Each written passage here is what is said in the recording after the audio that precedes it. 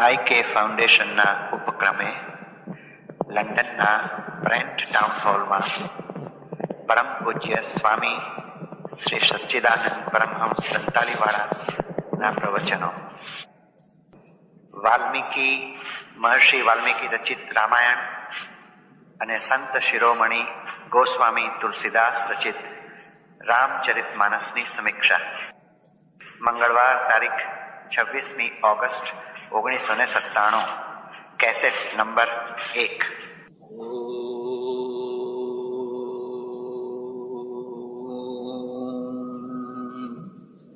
નમઃ શાંતાય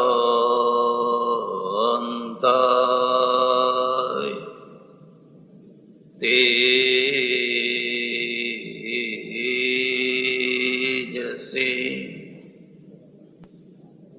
IK ફાઉન્ડેશનના સંચાલક શ્રી,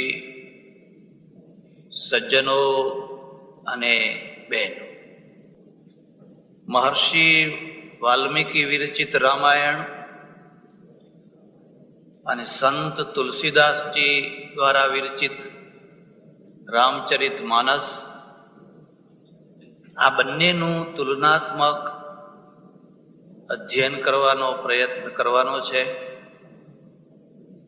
આ બંનેના અધ્યયનથી કેટલીક વાતો બહુ સ્પષ્ટ થઈ શકે એવી શક્યતા છે. આ બંને રામાયણોમાં શું શું વિશેષતાઓ છે, શું શું ફરક છે, એની શું અસર છે, એ બધી વાતો કરવાની છે. પણ એના પહેલા આ બંનેના જે રચનારા છે, મહર્ષિ વાલ્મીકી અને સંત તુલસીદાસજી, આ બંનેના જીવનની થોડીક ચર્ચા કરવાની છે. હું આપને એક ખાસ વાત કહું છું. માણસ જે બને છે, પછી એ વેપારી બને, ઉદ્યોગપતિ બને, પ્રોફેસર બને, સેનાપતિ બને, મજૂર બને, સાધુ બને, કે જે કંઈ બને, એ જે બને છે એમાં સૌથી મહત્વનો ભાગ શું ભજવાય છે? તમે જે કંઈ બન્યા એમાં સૌથી વધુમાં વધુ મહત્વનો ભાગ કોણે ભજવ્યો? એક વાત. બીજી વાત, કવિ બની શકાય છે, સાહિત્યકાર બની શકાય છે, કલાકાર બની શકાય છે. તમે જોશો તો જિંદગીના બે ભાગ છે. કેટલીક બાબતો ઈશ્વર પ્રદત્ત હોય છે, તમારા જીવન સાથે, તમારા વ્યક્તિત્વ સાથે જોડાયેલી હોય છે, અને કેટલીક બાબતો છે એનો તમે ઉમેરો કરી શકો છો, એમાં તમે વધઘટ કરી શકો છો. તમે એન્જિનિયર થઈ શકો, તમે ડોક્ટર થઈ શકો, તમે બીજું બધું થઈ શકો, પણ લાખ પુરુષાર્થ કરીને પણ તમે શેક્સપિયર ના થઈ શકો. લાખ પુરુષાર્થ કરીને પણ તમે વાલ્મીકી ના થઈ શકો, તુલસીદાસ ના થઈ શકો, તમે રવિન્દ્ર ના થઈ શકો.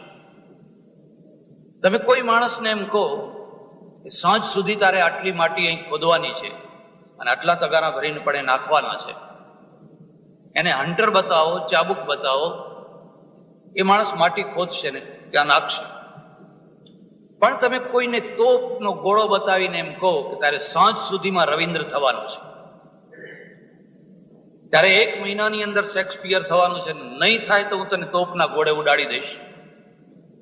તો 1 મહિનો તો શું, આખી જિંદગીમાં ગમે એટલો પુરુષાર્થ કરે, ગમે એટલા પ્રયત્ન કરે, તો પણ એ રવિન્દ્ર કે શેક્સપિયર કે કાલિદાસ ના થઈ શકે.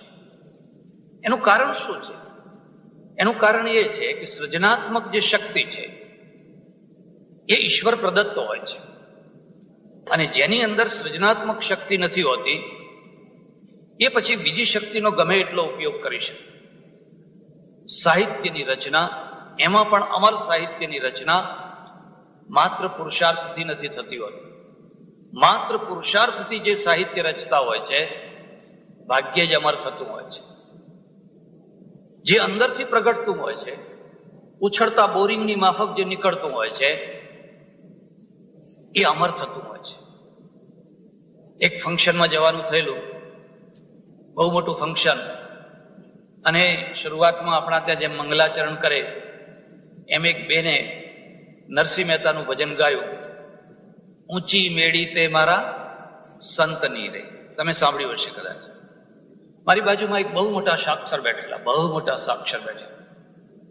મેં કહ્યું, આ ધ્યાનથી સાંભળો. ઊંચી મેળી તે મારા સંતની રે.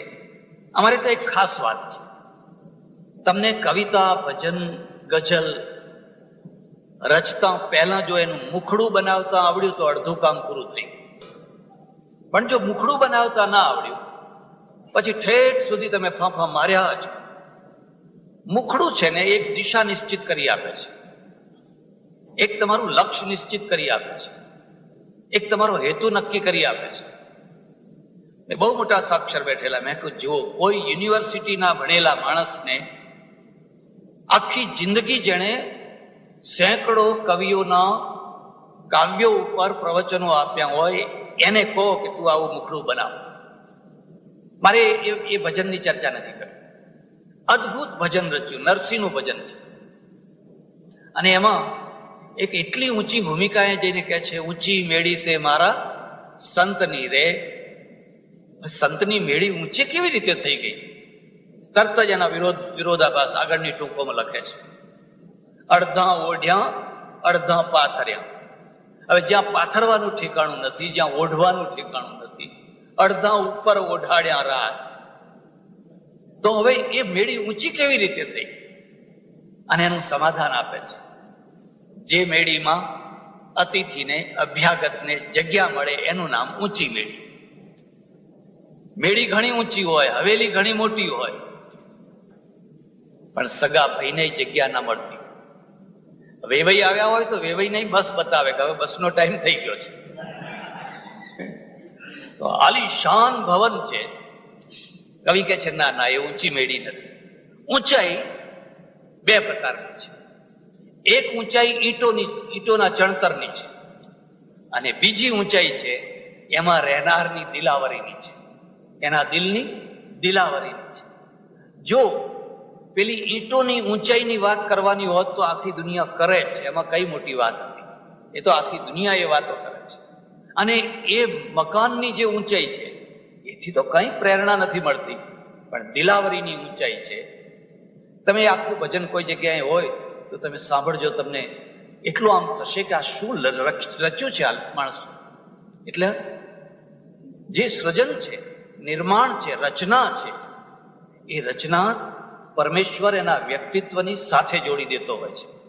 અને સાથે જોડાયેલું જે છે એમાં તમારો પુરુષાર્થ થોડું ઘડતર કરો, એની થોડી વ્યવસ્થા કરો તો વધારે સારી વાત છે. પણ ના કરો તો અણઘડાયેલા પણ તમે કબીર થઈને અમર થઈ શકો, અણઘડાયેલા તમે નાનક થઈને અમર થઈ શકો, અણઘડાયેલા તમે તુલસી થઈને, અણઘડાયેલા તમે નરસિંહ થઈને, પણ મીરા થઈને પણ તમે. મીરા કઈ યુનિવર્સિટીમાં ગઈ અને છતાંય 400 વર્ષ પછી પણ મીરાના ભજનો મરતા નથી, તુકારામના ભજનો મરતા નથી, નરસિંહ મરતો નથી. મરી કોણ જાય છે? જેમણે પુસ્તકોના જોરે, માત્ર મસ્તિષ્કના જોરે કંઈક રચ્યું, અને કદાચ કોઈ સરકારમાં લાગવગ ચાલી અને એનું રચેલું પાઠ્યપુસ્તકોમાં રહી ગયું તો રહી ગયું, નહીં તો પછી લાઇબ્રેરીમાં પહેલી આવૃત્તિ પછી બીજી આવૃત્તિનું કોઈ નામ લેતો. એટલે આ બે મહાન રચયિતા છે, મહર્ષિ વાલ્મીકી અને સંત તુલસીદાસ. એક બીજી વાત છે, જે રચયિતા છે, જે નિર્માતા છે, જે સર્જક છે, એની સર્જન શક્તિની પાછળ એક બહુ મોટો ધક્કો કામ કરતો હોય છે. તમારી પાસે શક્તિ છે પણ કોઈ એક ધક્કો નથી, અને ધક્કો નથી તો તમારા સર્જનની અંદર એટલો દમ નહીં આવે, એટલી શક્તિ નહીં આવે. તમે જો હિન્દીનું સાહિત્ય વાંચો તો પ્રેમચંદની કહાનીઓ અને માયાદેવી, એની જે કવિતાઓ તમારા હૃદયને સ્પર્શ કરી જશે. એનું કારણ શું છે? કારણ છે કે એ ધક્કો વાગી ચૂકેલા માણસો છે અને એને અનુભૂતિ છે. ગરીબી કેવી હોય, દુઃખ કેવું હોય, વેદના કેવી હોય, બેકારી કેવી હોય. રવિન્દ્રના સાહિત્યમાં એક ખાસ મોટી મુશ્કેલી એ છે કે જાગીરદારનો દીકરો છે, જમીનદારનો દીકરો છે, એની પાસે વિપુલ સર્જક શક્તિ છે, પણ જે ચોટ, જે આઘાત, જે વેદના, જે પીડા પ્રેમચંદને થઈ છે, તુલસીને થઈ છે, વાલ્મીકીને થઈ છે, એ નથી થઈ. અને નથી થઈ એટલે લોકો સુધી અસરકારક ના થઈ શકે. વાલ્મીકીનું જીવન ચરિત્ર તમે સૌ જાણતા હશો, પણ છતાં હું તમને એમાંથી થોડીક મારે વાત કહેવાની છે, એટલે હું તમને એક વાત કહીશ. મૂળમાં બ્રાહ્મણનો છોકરો છે, ભીલ નથી. પેલો વાલીઓ ભીલ, વાલીઓ ભીલ, વાલીઓ ભીલ એવું કહેવાય છે, પણ ભીલ નથી, બ્રાહ્મણનો છોકરો છે. પણ બ્રાહ્મણનો છોકરો કુસંગમાં પડ્યો છે. અને સંસારની અંદર સૌથી મોટામાં મોટું કોઈ પોઈઝન હોય તો એ કુસંગ છે. એમાં હિન્દુસ્તાનમાં ઓછું, ઇંગ્લેન્ડમાં વધારે. હિન્દુસ્તાનમાં કોઈ કુસંગમાં પડ્યો હોય તો થોડુંક નુકસાન થાય, પણ અહીંયા જો તમારો છોકરો કુસંગમાં પડી ગયો અને ડ્રગે ચડી ગયો તો એ ડ્રગના રાક્ષસને મારવો કે એમાંથી બચાવવો બહુ અઘરું કામ છે. આ એક બીજી વાત પણ છે. ઐશ્વર્ય આવે, સંપત્તિ આવે અને કુસંગનો ડર ના આવે એવું કદી બને જ નહીં. ઐશ્વર્યની સાથે હંમેશા કુસંગનો ડર રહેતો હોય છે. તમે જોશો, લંકાનો નાશ બહારના માણસે આવીને કર્યો. સોનાની લંકા, એનો નાશ બહારના માણસે આવીને કર્યો. પણ દ્વારકા, સોનાની દ્વારકા અને સોનાની દ્વારકાનો નાશ અંદરો અંદર લડાઈ થઈ. સોનાની દ્વારકાનો નાશ કરવા માટે કોઈ બહારથી માણસ બોલાવવામાં આવ્યો? અંદરના માણસો એવા લડ્યા, એવા લડ્યા, એવા લડ્યા, એવા લડ્યા. અને આશ્ચર્ય એ, શ્રી કૃષ્ણના હોવા છતાં લડ્યા. જ્યાં કૃષ્ણ જેવું નેતૃત્વ હોય, જ્યાં કૃષ્ણ જેવું માર્ગદર્શક તત્વ હોય, અને છતાં એની કોઈ અસર ના હોય. એક બીજી વાત યાદ રાખજો, સમર્થ માણસ હારતો હોય છે તો ઘરમાં હારતો હોય છે, બહાર નથી હારતો. બહાર જીતે એટલે એ સમર્થ થાય, પણ ઘરમાં હારે, અને ઘરમાં હારે એટલે લાચાર. કૃષ્ણ ઘરમાં હાર્યા, પાંડવોને સુધારી શક્યા. પાંડવો એમના વચને વચને ચાલ્યા, પણ યાદવોને ના સુધારી શક્યા. યાદવો એમની એમની શિસ્તમાં ના રહ્યા, અને ન રહ્યા એટલે કૃષ્ણ દ્વારકા છોડીને ચાલ્યા.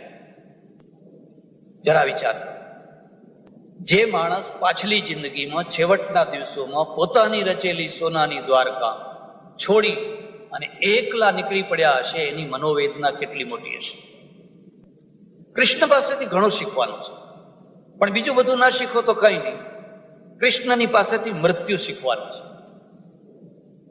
મરતાંય આવડવું જોઈએ. એમણે જોયું કે કોઈ મારું કશું માનતા નથી, અને હવે માનતા નથી, મારે આ દ્વારકા અને યાદવોને છોડી દેવા જોઈએ. મેં એમ સાંભળ્યું છે, ખરી વાત હોય કે ખોટી વાત હોય ભગવાન જાણે, કદાચ તમે પણ જાણતા હો, કે આ દ્વારકાના યાદવો હવે યુપી ને બિહારમાં પ્રગટ થયા છે. ખબર નહીં, જુઓ હવે શું થાય છે, જોજો તમે. કૃષ્ણ છે ને એ દ્વારકા છોડીને એકલા નીકળી પડે. માણસે એક સંસ્થાનું નિર્માણ કર્યું હોય, એક બંગલાનું નિર્માણ કર્યું હોય, એક એસ્ટેટનું નિર્માણ કર્યું હોય, પોતાના પુરુષાર્થથી, પોતાની બુદ્ધિથી, પોતાની આવડતથી, અને બધું લાચારીથી છોડીને ખસી જવું પડે. કેટલી મોટી વેદના થાય, કેટલી મોટી પીડા થાય. તમે ઇંગ્લેન્ડમાં આવ્યા, એક સારી મજાની સંસ્થા ઊભી કરી, સંસ્થા જામી, બરાબર જામી, અને તમારે નીકળી જવું પડે. આ સંસ્થાનો મોહ છે. કૃષ્ણની પાસેથી શીખવું હોય તો આ ચીજ શીખવાની છે કે તમારું નિર્મિત કરેલું, તમારું બનાવેલું, એને પણ જિંદગીના પાછલા દિવસોમાં જો સ્વમાન ના રહેતું હોય, છોડીને ચાલતા થવા. અરે આ તો ટ્રસ્ટ છે, હું ટ્રસ્ટી છું, હું કોઈ માલિક નથી. ગાંધીજીએ આપણને શીખવાડ્યું કે તું તારી મિલકતનો ટ્રસ્ટી છે. સગા છોકરાઓના ઘરમાંથી નીકળી જવું પડે અને નીકળી જતા આવડે. એક બીજી વાત, રામ જયારે અયોધ્યામાંથી નીકળ્યા ત્યારે આખી અયોધ્યા પાછળ દોડી. રામ ઉભા રહો, રામ ઉભા રહો, રામ ઉભા રહો, પાછા વળો, પાછા વળો, પાછા વળો. પણ કૃષ્ણ જયારે દ્વારકાથી નીકળ્યા, કોઈ દ્વારકાનો માણસ પાછળ ના દોડે. કેટલો મોટો વિરોધ છે. દ્વારકાના માણસો કૃષ્ણના પાછળ ન દોડ્યા, એમાં કૃષ્ણ કારણ નથી, દ્વારકાનું વ્યક્તિત્વ કારણ છે. દ્વારકાના માણસોનું વ્યક્તિત્વ કારણ છે. તમારી કદર ન થાય એમાં ઘણીવાર તમે પોતે કારણ હો, તો ઘણીવાર જ્યાં તમે રહેતા હો એ માણસો કારણ. અમારે ઉર્દુમાં એક બહુ સરસ મજાનો શેર છે, યાદ રાખવા જેવો છે. હું તમને ખાસ ભલામણ કરું છું, કોઈ વાર ઉર્દુની શાયરીનો પણ આનંદ લો. બહુ ડીપ, બહુ ઊંડાણ, બહુ ગંભીરતા. શાયરને પૂછ્યું કે તમે ધંધો શું કરો છો, તમારો કારોબાર શું છે, તમારી રોજી રોટી શામાંથી ચાલે છે? અને એને તરત જ એનો એક શેર બનાવી દીધો, ન પૂછો હાલ મેરે કારોબાર કા, ન પૂછો હાલ मेरे कारोबार का, अंधों के शहर में आईना बेचा करता हूं. अंधों के शहर में आईना बेचा. ओहो, કેટલું કઈ નાખ્યું એને. જો કૃષ્ણ હસ્તિનાપુરથી નીકળ્યા હોત તો કદાચ આખું હસ્તિનાપુર પાછળ દોડ્યું હોત. પણ આ તો પોતાના જ યાદવો, પોતાના જ સગા, કોઈ ભાઈ, કોઈ ભત્રીજો, કોઈ ફલાણો, કોઈ ફલાણો, કોઈ ફલાણો, કોઈ પાછળ ના આવે. એક જ માણસ પાછળ આવે, એક જ માણસ, એનું નામ ઉદ્ધવ. કૃષ્ણે કહ્યું, ઉદ્ધવ પાછો જા, મારે ઉત્સર્ગ કરવો છે અને હું એકલો ઉત્સર્ગ કરવા માંગુ છું, મારી પાસે કોઈ ન હોય. ઉદ્ધવે કહ્યું, નહીં જવું, આખી જિંદગી મેં તમારી આજ્ઞાનું પાલન કર્યું, પણ હવે હું આ વખતે તમને એકલા છોડીને નહીં. હું તમને એક બીજી ભલામણ કરું છું, એક મિત્ર એવો બનાવજો કે જે મુસીબતના છેલ્લા ટાઈમમાં પણ તમારો સાથ ના છોડે. 1000 તાળીઓ પાડનારા, ભજીયા ખાનારા, ચા પીનારા, એ તો તાળીઓ પાડીને ખસી જવાના ખરા ટાઈમ. એ તો ઉલટી તમારી મુસીબતમાં મુસીબત વધારવાના છે. પણ એક ઉદ્ધવ જેવો માણસ હોય, એ કહ્યું, આ ટાઈમે હું નહીં ખસું, તમે બહુ વિકટ પરિસ્થિતિમાં છો. અને પછી ઉદ્ધવ અને કૃષ્ણનો જે સંવાદ થયો છે, કોઈની ઈચ્છા હોય તો ભાગવતનું એ પ્રકરણ તમે વાંચજો. આખા ભાગવતમાં શ્રી કૃષ્ણે જે ઉપદેશ નથી આપ્યો એ આ સમયે આપ્યો છે. પીપળાના વૃક્ષ નીચે આટલું મોટું સમર્થ વ્યક્તિત્વ એક પારધીના દ્વારા હણાઈ જાય. તમે કોઈ વાર તો વિચાર કરો કે કેમ આવું થયું? ક્યાં ગઈ સોનાની દ્વારકા? ક્યાં ગયા સગા વાલા સંબંધીઓ? એ બધા ક્યાં ગયા? અને આવું કેમ? મરનો ભલો વિદેશ કો, જહાન અપનો કોઈ, માટી ખાય જનાવરા મહાસુમંગલ હો. મરનો ભલો વિદેશ કો. મૃત્યુ નજીક આવે અને માણસની અંદર તીવ્ર વૈરાગ્ય હોય, એક જ ઈચ્છા છે કે મારો દેહ છે ને હોસ્પિટલને આપી દે. એટલે કોઈ ખટખટ, લોકો 6 મહિના 12 મહિના પહેલેથી વ્યવસ્થા કરતા હોય છે કે આવો શૂટ પહેરાવજો, આવી ગાડી લાવજો, આવું ફલાણું લાવજો, આને બોલાવજો, પેલાને બોલાવજો, ફલાણાને બોલાવજો. મેં તો એટલે સુધી સાંભળ્યું છે, ખરું હોય કે ખોટું હોય, કદાચ સાચું ના પણ હોય, ઇંગ્લેન્ડમાં હવે મરદાને બાળતી વખતે લોકો અંદર સોનું નાખે છે. પૈસાદાર માણસો અંદર તોલો, 2 તોલા, 5 તોલા સોનું નાખે છે. તો ભારતના જે હરિજન ભાઈઓ છે, સ્મશાનની દેખરેખ રાખનારા, એ ઈચ્છે છે કે ગામનો કોઈ નગર શેઠ મરે તો સારું કપડું આવે મને, કે પેલું કપડું જે લઈ ગયા હોય ને કફન, એ પછી એને મળે. ખબર નહીં અહીંના ભાઈઓ ઈચ્છતા હશે કે ઇંગ્લેન્ડમાં કોઈ સારો ગુજરાતી મરે ને તો 2-5 તોલા આપણને સોનું, આ મોહ છે, મૃત્યુ પછીનો મોહ છે. અહીંયા કૃષ્ણ કહે છે હું તો એકલો વિદાય થવાનો છું. ઉદ્ધવ તું જતો રહે, પણ આ શરીરનું શું વિધિ થશે?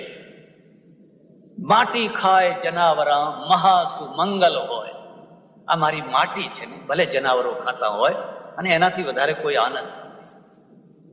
એટલે સૃજન શક્તિ જે છે એમાં પણ સર્જનનો પાછળનો એક બહુ મોટો આઘાત, એક મોટો ધક્કો, અને ધક્કામાંથી પડ્યું ખુલી જાય અને એમાંથી ધોધ નીકળવા માંડે, ધાડ ધાડ ધાડ ધાડ ધાડ. બ્રાહ્મણનો છોકરો પણ કુસંગમાં પડ્યો. મેં તમને કહ્યું એમ ઐશ્વર્ય અને કુસંગ બે નજીક રહેતા હોય છે. દ્વારકા જો સોનાની ના થયું હોત તો કદાચ દ્વારકાનો નાશ ના થયો હોત, પણ દ્વારકા સોનાની થઈ અને સોનું છે એ વ્યસન તરફ વળ્યું, અને વ્યસનની લિમિટ ના રહી અને અનલિમિટ વ્યસન એ સોનાને ખતમ કરી. આ છોકરો કુસંગમાં પડી ગયો. એક બીજી વાત છે, દરેકની પોતાની સોસાયટી હોય છે. તમને જો રસ હોય તો તમે વાઇલ્ડ લાઈફ જોજો. હાથી ખરા, પણ હાથીનું ગ્રુપ હોય અને બીજા ગ્રુપનું બચ્ચું જો આમાં આવે તો એને ધક્કા મારીને કાઢી નાખે. એમ દરેકની સોસાયટી હોય અને સોસાયટીમાં માણસ સારો લાગે. જો સોસાયટી વિનાનો થઈ જાય તો એ બીજી સોસાયટીમાં મેચ થઈ શકવાનો નથી. તમે અંગ્રેજ નથી થઈ શકવાના. અને તમે, એનો અર્થ એવો નથી કે તમે એમની સાથે હળો મળો નહીં, બોલો ચાલો નહીં, એવો નથી. આખી દુનિયામાં હળો મળો, ફરો બેસો, બધું બરાબર છે. પણ જો તમે અંગ્રેજ થવાનો પ્રયત્ન કર્યો તો તમે નથી અંગ્રેજ થવાના અને જે છો એ મટી જવાના છો.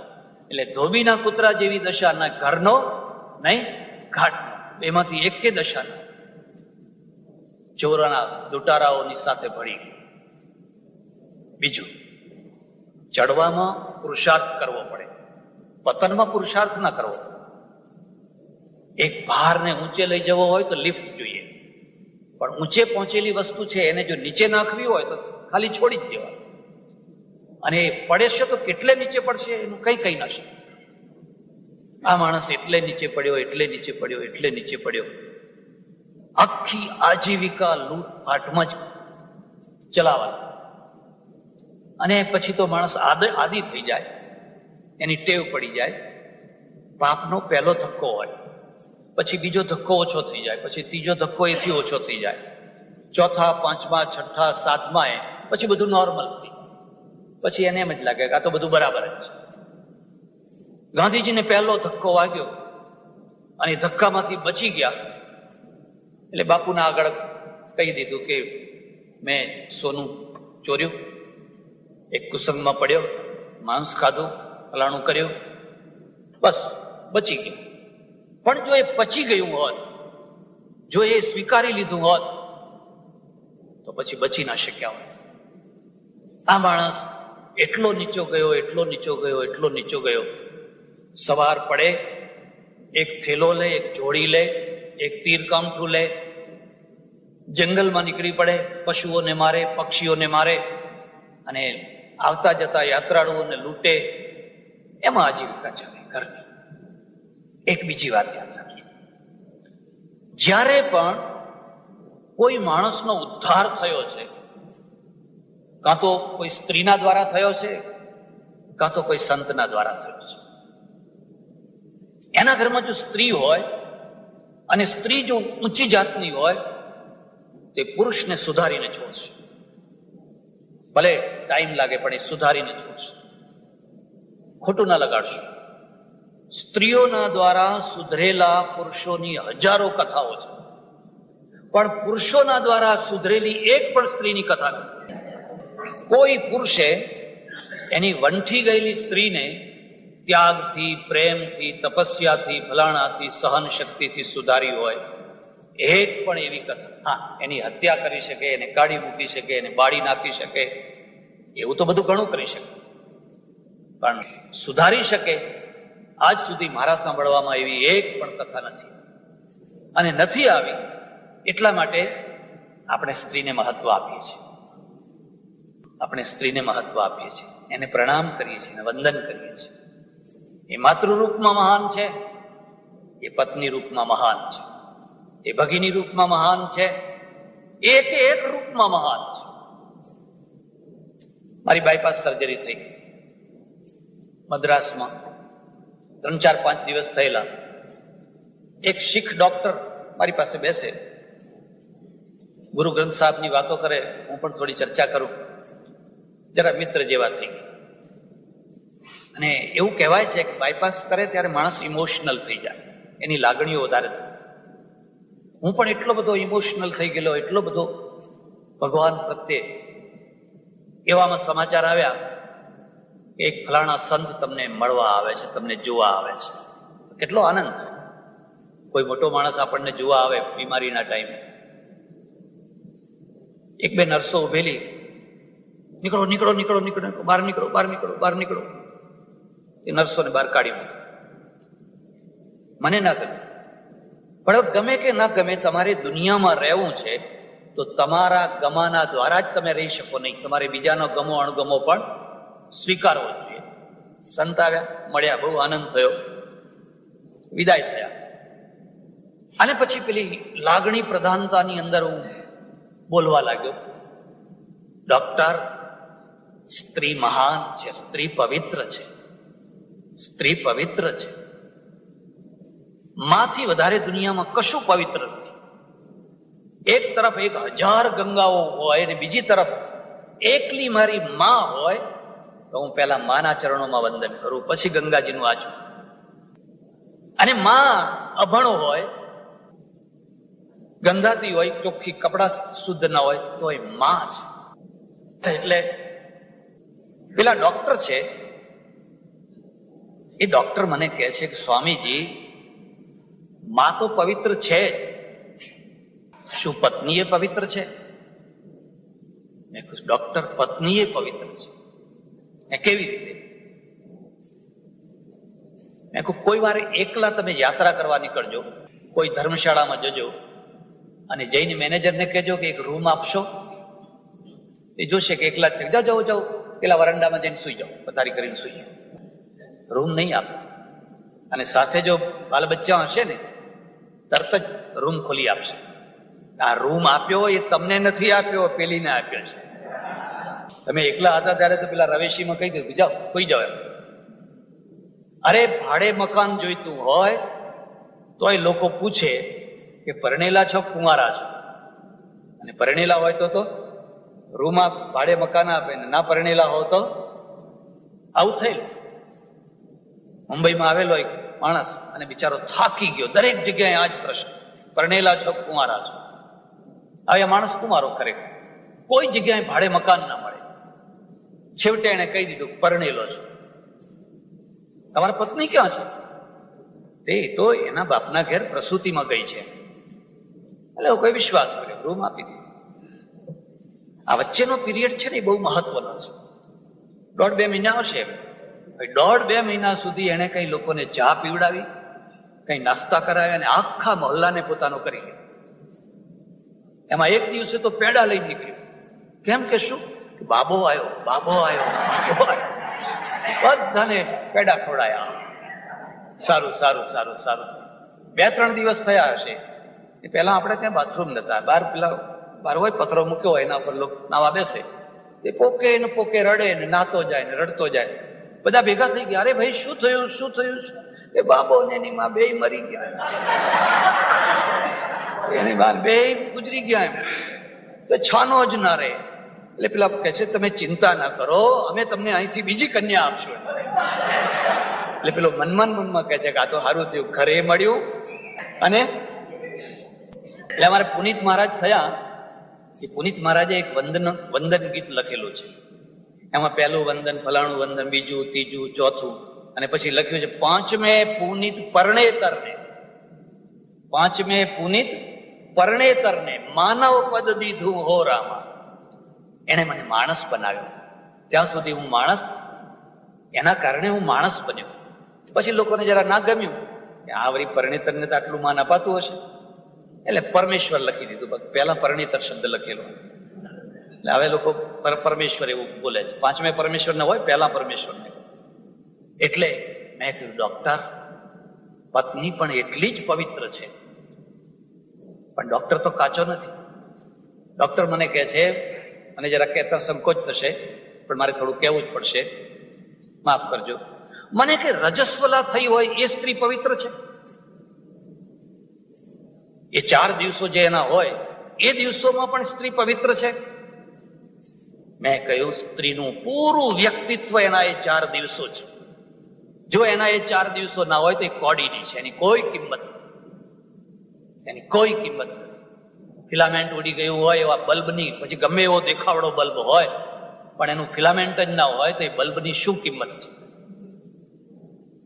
એ જે 4 દિવસ છે એમાંથી બુદ્ધ પેદા થાય છે, એમાંથી મહાવીર થાય છે, એમાંથી રામ થાય છે, એમાંથી કૃષ્ણ થાય છે, એમાંથી હું ને તમે થયા છે. જો તમને એક ઊંડી વસ્તુ માલુમ થતી હોય તો પછી તમે તપાસ કરો, ખોળો કે એ ન હોય.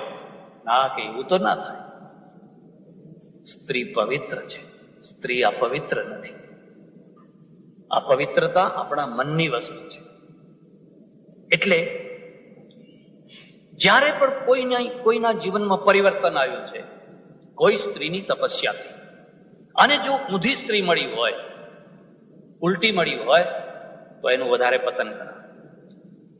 એટલે બંકિમચંદ્ર જે વંદે માતરમ લખ્યું છે, એ વંદે માતરમમાં આખી જે કલ્પના છે એક આ જ પ્રકારની કલ્પના છે.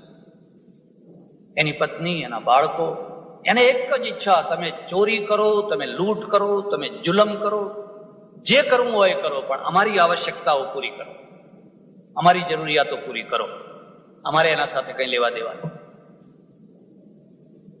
એક દિવસ એક સંત હાથમાં આવી ગયા, પકડ્યા, લાવ, જે હોય લાવ, આપી દો. એને કહ્યું, લઈ લે ભાઈ, મારી પાસે જે છે એ લઈ લે. એક બીજી વાત યાદ રાખજો, વાણીના પ્રભાવ પહેલા વ્યક્તિત્વનો પ્રભાવ, અને વ્યક્તિત્વનો પ્રભાવ ન હોય તો વાણી નિસ્તેજ થઈ જાય.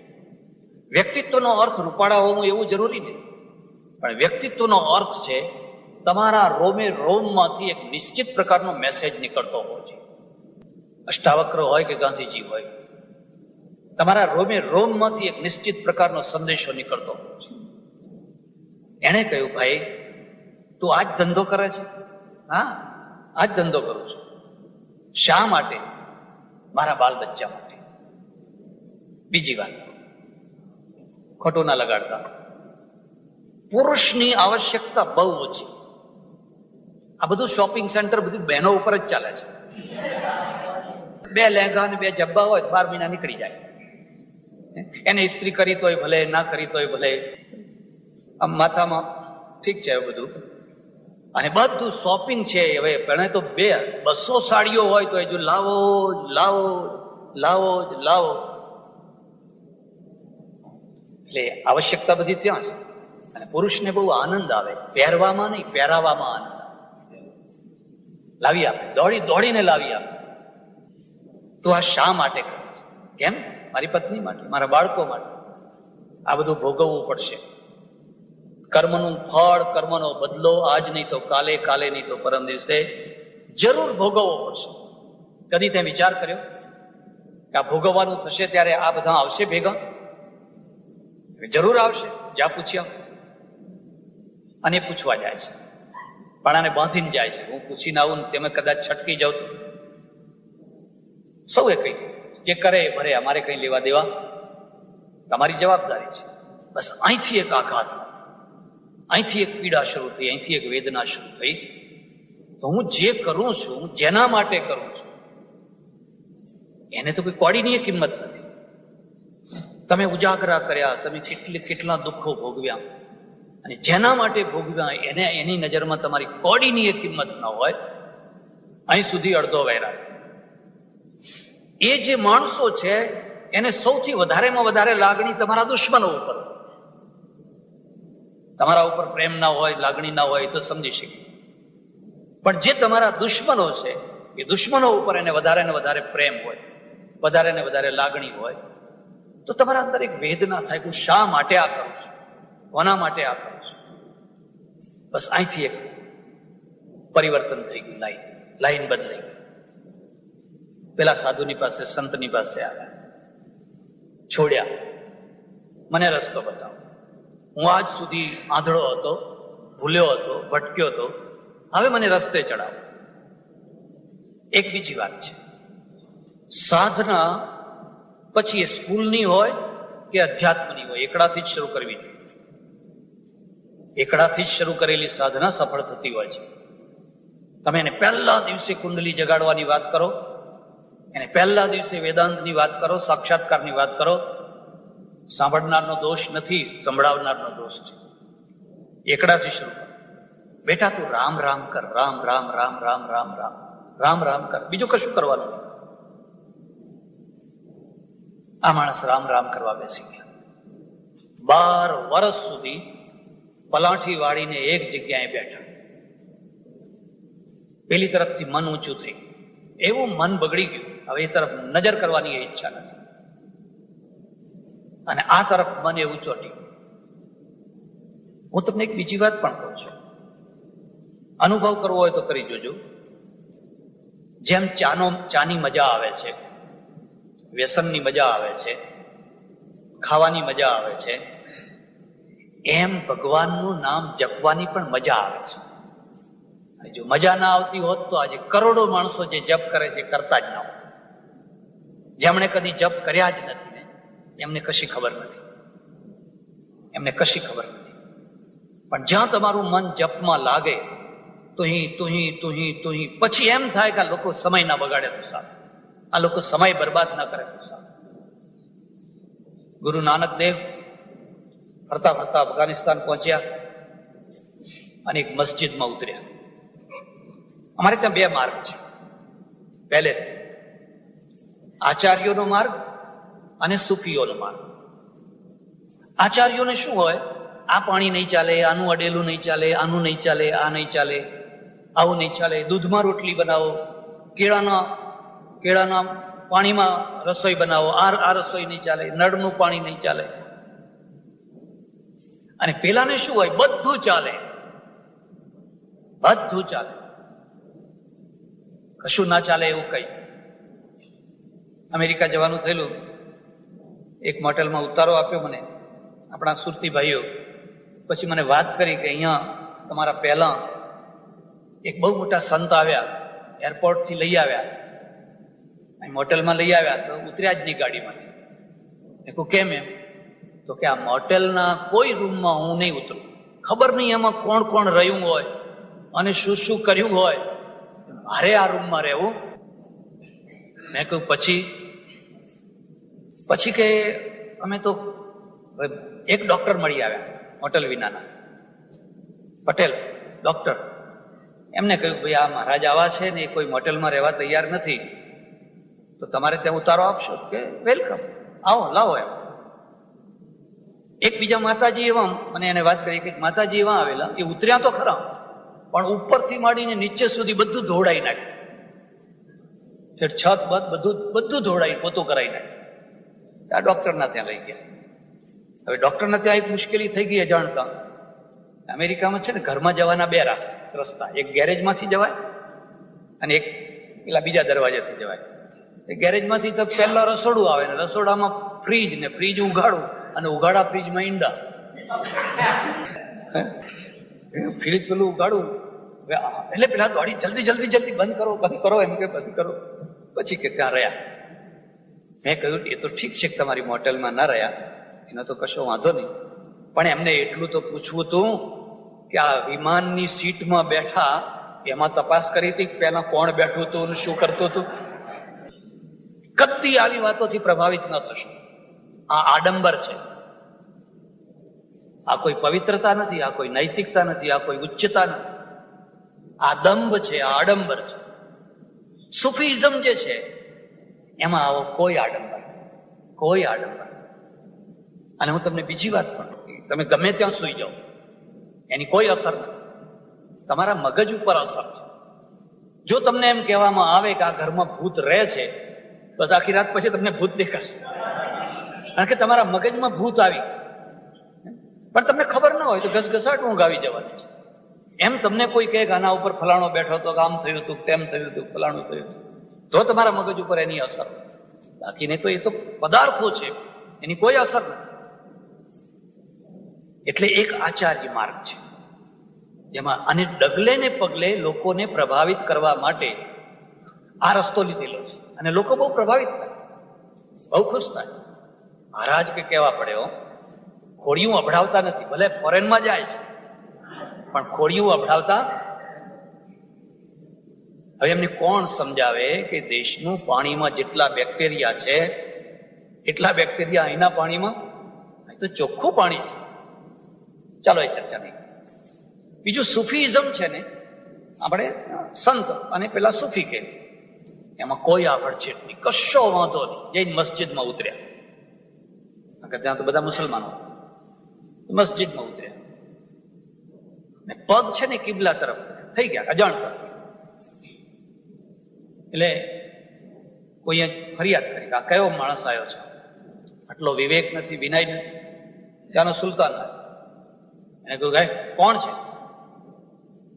ખુદા કે ઘર કે સામને પાઉં કરકે સોયા હૈ. પેલા એ સુતા સુતા જ કહ્યું, જીધર ખુદા કા ઘર ના હો ઉધર મેરે પાઉં કર દે. જ્યાં ખુદાનું ઘર ન હોય ત્યાં મારા પગ. પેલા એ ઉચકીને આમ કર્યા, આમ કર્યા, આમ દેખાય, આમ કરે તો આમ દેખાય. એ જોયું કે આ કોઈ ઓલિયા છે, કોઈ પહોંચેલો માણસ છે. એને આમ મહેમાન તરીકે પોતાના ત્યાં લઈ પીવા માટે કંઈક આગળ રાખ્યું. એટલે આને બહુ સરસ દોહરો કયો છે. નાનકે લખ્યું, નાનક નશા નામ કા ગાંજા ભાંગ અફીમ શામ ખાય સુબહ ઉતર જાય. સાંજે ખાઓ ને સવારે અને ઉતરે ત્યારે કઈ માણસ ભૂંડા લાગે, કઈ ભૂંડા લાગે, કઈ ભૂંડા લાગે. એવા ભૂંડા લાગે જાણે 7 જન્મના માવતર મરી ગયા હોય, આમ ડાચા બગાડી બેઠા હોય, કયા પાપ કર્યા હતા. શામ ખાય સુબહ ઉતર જાય, નાનક નશા નામ કા ચડા રહે 8 જામ. પણ નાનક જો તું નામનો નશો કરે, રામ રામ રામ રામ રામ, ચડા રહે 8 જામ. ઉતરવાનું નામ જ નહીં, 8 જામ ચડેલો ને ચડેલો. જ્યારે જુઓ ત્યારે એ ચડેલો ને ચડેલો. એટલે અહીંયા પણ પેલા સંત હતા, એમણે કહ્યું તું ભગવાનનું નામ લે, રામ રામ રામ રામ રામ. અમારે સાધુઓમાં એક માન્યતા છે, એકની એક ક્રિયા સતત 12 વર્ષ સુધી કરો તો એમાંથી સિદ્ધિ પ્રગટ થાય. એકનું એક આસન, એકનું એક કમંડળ, એકનું એક નામ. નામ બદલ્યા ના. અમારે એક બુલ્લે શાહ થયા પંજાબમાં, એક ફકીર સુફી, ગુરુ ગ્રંથ સાહેબમાં એના ભજનો છે, કાફીઓ છે. એને કઈ ફટકા માર્યા છે, કઈ ફટકા માર્યા છે. એને કહ્યું, બુલ્યા આ કૂતરાને જો એને મારે, એનો માલિક છે, એને મારે છે, ફટકારે છે, દુત્કારે છે, એ જાય છે પણ થોડીક વારમાં પાછો આવીને બેસી જાય છે. ઘર નહીં છડ દે, ખસમ દે, ઘર નહીં છડ દે. પોતાનો જે માલિક છે એનું ઘરે છોડતો. અને ભૂલ્યા તે એક એક ટુકડા માટે કેટલા ધણી બદલ્યા. એક ટુકડા માટે અહીં શીરો પ્રસાદ છે કે કરો ટીલું આવું, એમ કે અહીં તો આજ લાડવા છે કે થઈ જાવ આમ, કે તે કેટલા ધણી બદલ્યા. આજ સુધી ખાલી ટુકડા માટે બાજી લે ગયે કુત્તે. પેલો બુલ્લે શાહ કહે છે, અરે તારા કરતા તો પેલી બાજી છે, કૂતરા જીતી ગયા બાજી. કે એને ગમે એવું દુઃખ પડ્યું, ફટકાર પડ્યો, તિરસ્કાર પડ્યો, પણ પોતાના માલિકનું ઘર બદલ્યું. 12 વર્ષ સુધી રામ રામ રામ રામ રામ કરતા કરતા કરતા કરતા એક પીરિયડ પૂરો થયો. પહેલા એક પીરિયડ પૂરો થયો, આ બીજો પીરિયડ પૂરો થયો. અને પેલી જે સર્જનાત્મક શક્તિ છે એને જોયું, બસ હવે આની પાસેથી કામ લેવું છે. તમારે વાસણ બનાવવું છે ને, પણ માટી તૈયાર થાય પછી બને. તળાવમાંથી કે કોઈ ખાણમાંથી માટી ખોદીને લાવ્યા ને પહેલા જ દિવસે એનું વાસણ ના બની શકે. એને કાલવો, એને કૂંદો, એને ગૂંદો, એની અંદર એ કરો, પછી બરાબર પિંડ થઈ જાય પછી ચાકડે ચડાવો, અને પછી જેવી ઈચ્છા હોય એવો ઘડો બનાવો. એને જોયું, બસ હવે આ માણસ તૈયાર થયો છે. હવે એની પાસેથી એક મહાન સૃજનાત્મક કાર્ય આપણે કરવાનું છે. સવારનો પહોર છે અને 12 વર્ષથી રામ રામ રામ રામ રામ રામ એક ધૂનમાં લાગી રહેનાર માણસ બગલમાં પંચિયું, વલકલ, હાથમાં કમંડળ લઈને તમસા નદીમાં સ્નાન કરવા નીકળ્યા. ત્યાં જોયું તો દ્રશ્ય એક જોયું, 2 પક્ષીઓ કિલ્લોલ કરી રહ્યા છે. સવારના પહોરમાં બંને એકબીજાની ચાંચમાં ચાંચ, પાંખમાં પાંખ એવું કઈ કિલ્લોલ કરી રહ્યા છે, એવું કઈ કિલ્લોલ કરી રહ્યા છે. અમારે ત્યાં યોગસૂત્રમાં એક બહુ સરસ વાત લખી છે અને એને લખ્યું છે કે તમારે જો હંમેશા ચિત્તને પ્રસન્ન રાખવું હોય, કાયમ ચિત્તને પ્રસન્ન રાખવું, વાયરામાં બેસવાથી નહીં રહે, ઉપવાસ કરવાથી નહીં રહે, તો 4 જગ્યાએ 4 ભાવ રાખો તો પ્રસન્ન થશે. એ 4 વસ્તુઓ ના વર્ણનમાં નહીં જો, વિષયાંતર થઈ જાય. પણ એમાં એમ લખ્યું છે કોઈને સુખી જોઈને રાજી થવું. ભલે આપણે સુખી ના હોઈએ, ભલે આપણે વિધવા હોઈએ, પણ કોઈ સધવાને જોઈને, નહીં તો એમ નહીં તું એ મારા જેવી થા, તું એ મારે જેવી થા, એને જોઈને રાજી થવું, ખુશ. ભગવાન તમારા સુખને અખંડ રાખે, કાયમ રાખે, તમારું ચિત્ત પ્રસન્ન રહેશે. અને જો સુખને જોઈને પ્રસન્ન નહીં થઈ શકો અને બળ્યા કરશો તો સ્વર્ગમાં જઈને પણ દુઃખી થશો. કારણ કે તમે કોઈનું સુખ જોઈ શકતા દુઃખી થઈ જશો. એટલે ભલે સુખી ના હો પણ બીજાના સુખને જોઈને રાજી થો. હું ઘણી વાર દેશમાં કહું કે અમેરિકાના કોઈ મહોલ્લામાં, કોઈ સ્ટ્રીટમાં તમે રહેતા હો અને સારામાં સારા મોડલની ગાડી તમે લઈ આવો તો આખો મહોલ્લો રાજી થાય, ખુશ થાય. બહુ આપણા મહોલ્લામાં સારી ગાડી આવી હોય, અભિનંદન આપે. અને આપણા દેશમાં જો તમે ઉતરેલું ખડખડિયું લઈ આવો ને તો એ લોકો રાત્રે મીટિંગ કરે કે આ 2 નંબરના પૈસા હમણાં વધી ગયા છે, એના કારણે 2 નંબરના પૈસા વધી ગયા છે. તો છેવટે બીજું કશું ના કરે તો રાત્રે આવીને પંચર પાડી જાય, કાં તો ખીલીથી લીટા કરી જાય, પણ કંઈક કરે તો એમને જમ્પ વળે. ત્યાં સુધી એને જમ્પ વળે. કેમ? આપણે સુખદ્રોહી બન્યા છીએ. આપણે સુખી થઈ શકતા નથી અને કોઈના સુખને જોઈ શકતા નથી. એટલે ઋષિ ઉભા રહી ગયા, વાલ્મીકી છે ને ઉભા રહી ગયા કે હા ચાલો પછી થોડી વાર પછી નહીશ. પણ આ બેયને કિલ્લોલ કરતા જોવાનું. એક બીજી વાત પણ યાદ રાખજો, વાસનાનું દૃશ્ય અલગ છે, પ્રેમનું દૃશ્ય અલગ છે. વાસનાનું દૃશ્ય અલગ છે, પ્રેમનું દૃશ્ય અલગ છે. કોઈ 2 પ્રેમ કરતા હોય એમાં કઈ મોઢું વગાડવાની જરૂર નથી, એમાં કઈ નાક ચડાવવાની જરૂર નથી. અરે એમાંથી તો પ્રેરણા લેવાની છે. એ તો ઉભા જોઈ રહ્યા છે ને, કઈ આનંદ કરે છે, કઈ કિલ્લોલ કરે છે. હું તમને ભલામણ કરું છું, અહીં તો નહીં પણ દેશમાં છે ને, તમે સવારના પહોરમાં જુઓ તો અડધા ભૂખ્યા રહેલા કૂતરા, કારણ કે બિચારા બધા પેટ ભરીને તો બધાને મળે નહીં, તો અડધા ભૂખ્યા રહેલા કૂતરા પણ સવારે ઉઠીને એકબીજાની પાછળ દોડાદોડી કરીને એવી ગમ્મત કરતા હોય, એવી ગમ્મત કરતા હોય.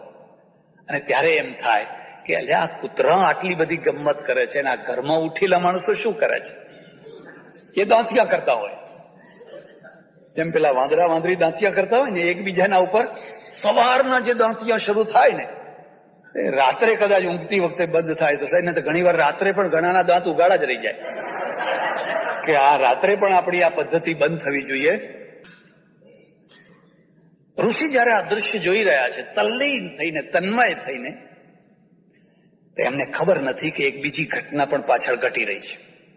અને 12 વર્ષથી રામ રામ રામ રામ રામ રામ એક ધૂનમાં લાગી રહેનાર માણસ બગલમાં પંચિયું, વલકલ, હાથમાં કમંડળ લઈને તમસા નદીમાં સ્નાન કરવા નીકળ્યા. ત્યાં જોયું તો દ્રશ્ય એક જોયું, 2 પક્ષીઓ કિલ્લોલ કરી રહ્યા છે. સવારના પહોરમાં બંને એકબીજાની ચાંચમાં ચાંચ, પાંખમાં પાંખ એવું કઈ કિલ્લોલ કરી રહ્યા છે. અમારે ત્યાં યોગસૂત્રમાં એક બહુ સરસ વાત લખી છે અને એને લખ્યું છે કે તમારે જો હંમેશા ચિત્તને પ્રસન્ન રાખવું હોય, કાયમ ચિત્તને પ્રસન્ન રાખવું, વાયરામાં બેસવાથી નહીં રહે, ઉપવાસ કરવાથી નહીં રહે, તો 4 જગ્યાએ 4 ભાવ રાખો તો પ્રસન્ન થશે. એ 4 વસ્તુઓ ના વર્ણનમાં નહીં જો, વિષયાંતર થઈ જાય. પણ એમાં એમ લખ્યું છે, કોઈને સુખી જોઈને રાજી થવું. ભલે આપણે સુખી ના હોઈએ, ભલે આપણે વિધવા હોઈએ, પણ કોઈ સધવાને જોઈને, નહીં તો એમ નહીં તું એ મારા જેવી થા, તું એ મારા જેવી થા, એને જોઈને રાજી થવું, ખુશ. ભગવાન તમારા સુખને અખંડ રાખે, કાયમ રાખે, તમારું ચિત્ત પ્રસન્ન રહેશે. અને જો સુખને જોઈને પ્રસન્ન નહીં થઈ શકો અને બળ્યા કરશો તો સ્વર્ગમાં જઈને પણ દુઃખી થશો. કારણ કે તમે કોઈનું સુખ જોઈ શકતા દુઃખી થઈ જશો. એટલે ભલે સુખી ના હો, પણ બીજાના સુખને જોઈને રાજી થો. હું ઘણી વાર દેશમાં કહું કે અમેરિકાના કોઈ મહોલ્લામાં, કોઈ સ્ટ્રીટમાં તમે રહેતા હો અને સારામાં સારા મોડલની ગાડી તમે લઈ આવો તો આખો મહોલ્લો રાજી થાય, ખુશ થાય. બહુ આપણા મહોલ્લામાં સારી ગાડી આવી હોય, અભિનંદન આપે. અને આપણા દેશમાં જો તમે ઉતરેલું ખડખડિયું લઈ આવો ને તોય લોકો રાત્રે મીટિંગ કરે કે આ 2 નંબરના પૈસા હમણાં વધી ગયા છે, એના કરતા 2 નંબરના પૈસા વધી ગયા છે. તો છેવટે બીજું કશું ના કરે તો રાત્રે આવીને પંચર પાડી જાય, કાં તો ખીલીથી લીટા કરી જાય, પણ કંઈક કરે તો એમને જમ્પ વળે. ત્યાં સુધી એને જમ્પ વળે. કેમ? આપણે સુખદ્રોહી બન્યા છીએ. આપણે સુખી થઈ શકતા નથી અને કોઈના સુખને જોઈ શકતા નથી. એટલે ઋષિ ઉભા રહી ગયા, વાલ્મીકી છે ને, ઉભા રહી ગયા કે હા ચાલો પછી થોડી વાર પછી નહીશ. પણ આ બેયને કિલ્લોલ કરતા જોવાનું. એક બીજી વાત પણ યાદ રાખજો, વાસનાનું દૃશ્ય અલગ છે, પ્રેમનું દૃશ્ય અલગ છે. વાસનાનું દૃશ્ય અલગ છે, પ્રેમનું દૃશ્ય અલગ છે. કોઈ બે પ્રેમ કરતા હોય એમાં કઈ મોઢું વગાડવાની જરૂર નથી, એમાં કઈ નાક ચડાવવાની જરૂર નથી. અરે એમાંથી તો પ્રેરણા લેવાની છે. એ તો ઉભા જોઈ રહ્યા છે ને, કઈ આનંદ કરે છે, કઈ કિલ્લોલ કરે છે. હું તમને ભલામણ કરું છું, અહીં તો નહીં પણ દેશમાં છે ને, તમે સવારના પહોરમાં જુઓ તો અડધા ભૂખ્યા રહેલા કૂતરા, કારણ કે બિચારા બધા પેટ ભરીને તો બધાને મળે નહીં, તો અડધા ભૂખ્યા રહેલા કૂતરા પણ સવારે ઉઠીને એકબીજાની પાછળ દોડા દોડી કરીને એવી ગમત કરતા હોય. અને ત્યારે એમ થાય કે આ કૂતરા આટલી બધી ગમત કરે છે અને આ ઘરમાં ઉઠેલા માણસો શું કરે છે? એ દાંતિયા કરતા હોય, જેમ પેલા વાંદરા વાંદરી દાંતિયા કરતા હોય ને એકબીજાના ઉપર. સવારના જે દાંતિયા શરૂ થાય ને એ રાત્રે કદાચ ઊંઘતી વખતે બંધ થાય તો થાય, ને તો ઘણી વાર રાત્રે પણ ઘણાના દાંત ઉગાડા જ રહી જાય કે આ રાત્રે પણ આપણી આ પદ્ધતિ બંધ થવી જોઈએ. ઋષિ જયારે આ દૃશ્ય જોઈ રહ્યા છે, તલ્લીન થઈને, તન્મય થઈને, તો એમને ખબર નથી કે એક બીજી ઘટના પણ પાછળ ઘટી રહી છે. એક જ દૃશ્યને બે એંગલથી લોકો જોઈ રહ્યા છે. એક પારધી, એક શિકારી, વાડની પાછળ સંતાયેલો, એ ધીરે ધીરે વાડની નજીક આવીને કહે છે, આહા, આજ કઈ શિકાર મળ્યો છે, આજ કઈ શિકાર મળ્યો છે, આજ કઈ શિકાર મળ્યો છે. ઘટના એક છે, એંગલ બે છે. એકને એમાંથી આનંદ આવે છે અને બીજાને એમાંથી પેટ દેખાય છે. આજ કઈ શિકાર મળ્યો છે, આજ કઈ શિકાર મળ્યો છે. પેલા રમતા, ખેલતા, કૂદતા, જ્યાં એના બાણની રેન્જમાં આવ્યા અને ધનુષ પર બાણ ચડાવીને ખેંચીને જોરથી માર્યું ને, પેલું જે નર પક્ષી હતું ને એના કાળજામાં એ બાણ ઉછળીને કૂદીને નીચે પડીને લોહી લુહાણથી ચે. બીજી જે માદા પક્ષી હતું એને કઈ વિલાપ કર્યો, કઈ ડોકો પછાડવા લાગ્યું. અને આ દૃશ્ય છે ને એ પેલા મુનિને હચમચાવી દીધા અને અંદરથી એક સૃજન નીકળી ગયું. વગર રચનાની રચના થઈ. માનિષાદ પ્રતિષ્ઠાત્વમગમ યત ક્રૌંચ મિથુનાત એકમ અવધિ કામ મોહિતમ. રામાયણનો આ બહુ પ્રસિદ્ધ શ્લોક છે, પહેલો શ્લોક છે. હે નિષાદ, હે પારધી, તને જિંદગીમાં કદી પ્રતિષ્ઠા નહીં મળે. જે બીજાને મારનારા છે, જે બીજાના ઘર તોડનારા છે, જે બીજાની ચૂડીઓ નંદનારા છે, કદી તને પ્રતિષ્ઠા નહીં મળે. યત ક્રૌંચ મિથુનાદ એકમ અવધિ કામ મોહિતમ. આ બિચારા એમની લીલા કરતા હતા, આનંદ કરતા હતા. એવા સમયમાં તો એને બેમાંથી એકને માર્યું. આના પાછળનો એક બીજો ભાવ છે કે મારવા તો બે ને ભેગા મારવા, તો બે ની વાત પૂરી થઈ જાય, પણ તે એકને મારી નાખ્યો. એટલે આપણા તો એક બીજી માન્યતા છે, આખું ગામ બાળવું સારું છે, પણ કોઈનું દાંપત્ય બાળવું એ મહાપાપ છે. કોઈ જામેલું દાંપત્ય હોય, અને જામેલું દાંપત્ય શું, જામેલી કોઈ પણ વસ્તુ, દૂધ જમાવવું સરળ નથી હોતું. તમે દૂધમાં થોડું દહીં નાખો અને મૂકી દો, સવારે જામી જાય. પણ દૂધમાં મોરવણ નાખો અને પછી હલાય હલાય હલાય હલાય હલાય કરો, સવારે નહીં બીજી સવારે પણ એ દૂધ જામે. આવી રીતે કોઈનું દાંપત્ય છે. આ બે પક્ષીઓનું દાંપત્ય એટલું સરસ જામ્યું હતું, એટલું સરસ જામ્યું હતું. અને તું પાપી પેટનો ક્યાંથી આવ્યો, ત્યાં બે માંથી એકને મારી નાખ્યો. આવી પરિસ્થિતિમાં, આવી દશામાં ઋષિ નાવા ગયા, નાયા એ ખરા, પણ એમનું મન ના લાગ્યું. આવીને બેઠા આસન ઉપર, રોજની માફક રામ રામ રામ રામ કરવા માટે, પણ મન ના લાગે. આ એક પીરિયડ હોય છે. ઉપાસનાનો પીરિયડ પૂરો થયો, સાધનાનો પીરિયડ પૂરો થયો. હવે શું છે, હવે સજનનો પીરિયડ શરૂ થયો છે. અંદરથી કોઈ ઉછાળા મારી રહ્યું છે, ઉછાળા મારી રહ્યું છે, ઓટ ઓટ લખ લખ. અને પછી એ લખવા બેઠા ભોજપુત્ર પત્ર ઉપર, અને જે લખવા બેઠા જે લખવા બેઠા જે લખવા બેઠા, એમાંથી આખા રામાયણની રચના થઈ ગઈ. જો આ પક્ષીનું મૃત્યુ ઘટના ન જોઈ હોત તો કદાચ એ જિંદગીભર રામ રામ રામ રામ કરતા રહ્યા. એક ઘટનાએ એમને ઘર બહાર કાઢ્યા, બીજી ઘટનાએ એમને ભજનમાં બેસાડ્યા, અને ત્રીજી ઘટનાએ કલમ લેતા કર્યા. આ વાલ્મીકીની વાત છે. પછી એમણે કેવું રામાયણ રચ્યું એની ચર્ચા પછી. બરાબર લગભગ 2000 વર્ષ પછી ઐતિહાસિક દ્રષ્ટિએ રામાયણની, એટલે વાલ્મીકી રામાયણની રચના ઈસવીસન પૂર્વ તૃતીય ચતુર્થ શતાબ્દીમાં થયેલી છે. તમે કોઈ સંમત થાવ કે ના થાવ એ ચર્ચા નથી કરવી. મહાભારત અને રામાયણ આ બેયની સરખી ભાષા છે. વ્યાકરણની દૃષ્ટિએ, બીજી દૃષ્ટિએ, ત્રીજી દૃષ્ટિએ ભાષામાં કોઈ અંતર નથી. બંનેની રચનાના વચ્ચે 100-150 વર્ષનું અંતર છે. ધાર્મિક દૃષ્ટિએ બહુ મોટું અંતર છે. ધાર્મિક દૃષ્ટિએ તો સતયુગ, દ્વાપર, ત્રેતા, કલયુગ લાખો વર્ષનું અંતર છે, પણ એ ધાર્મિક દૃષ્ટિ છે.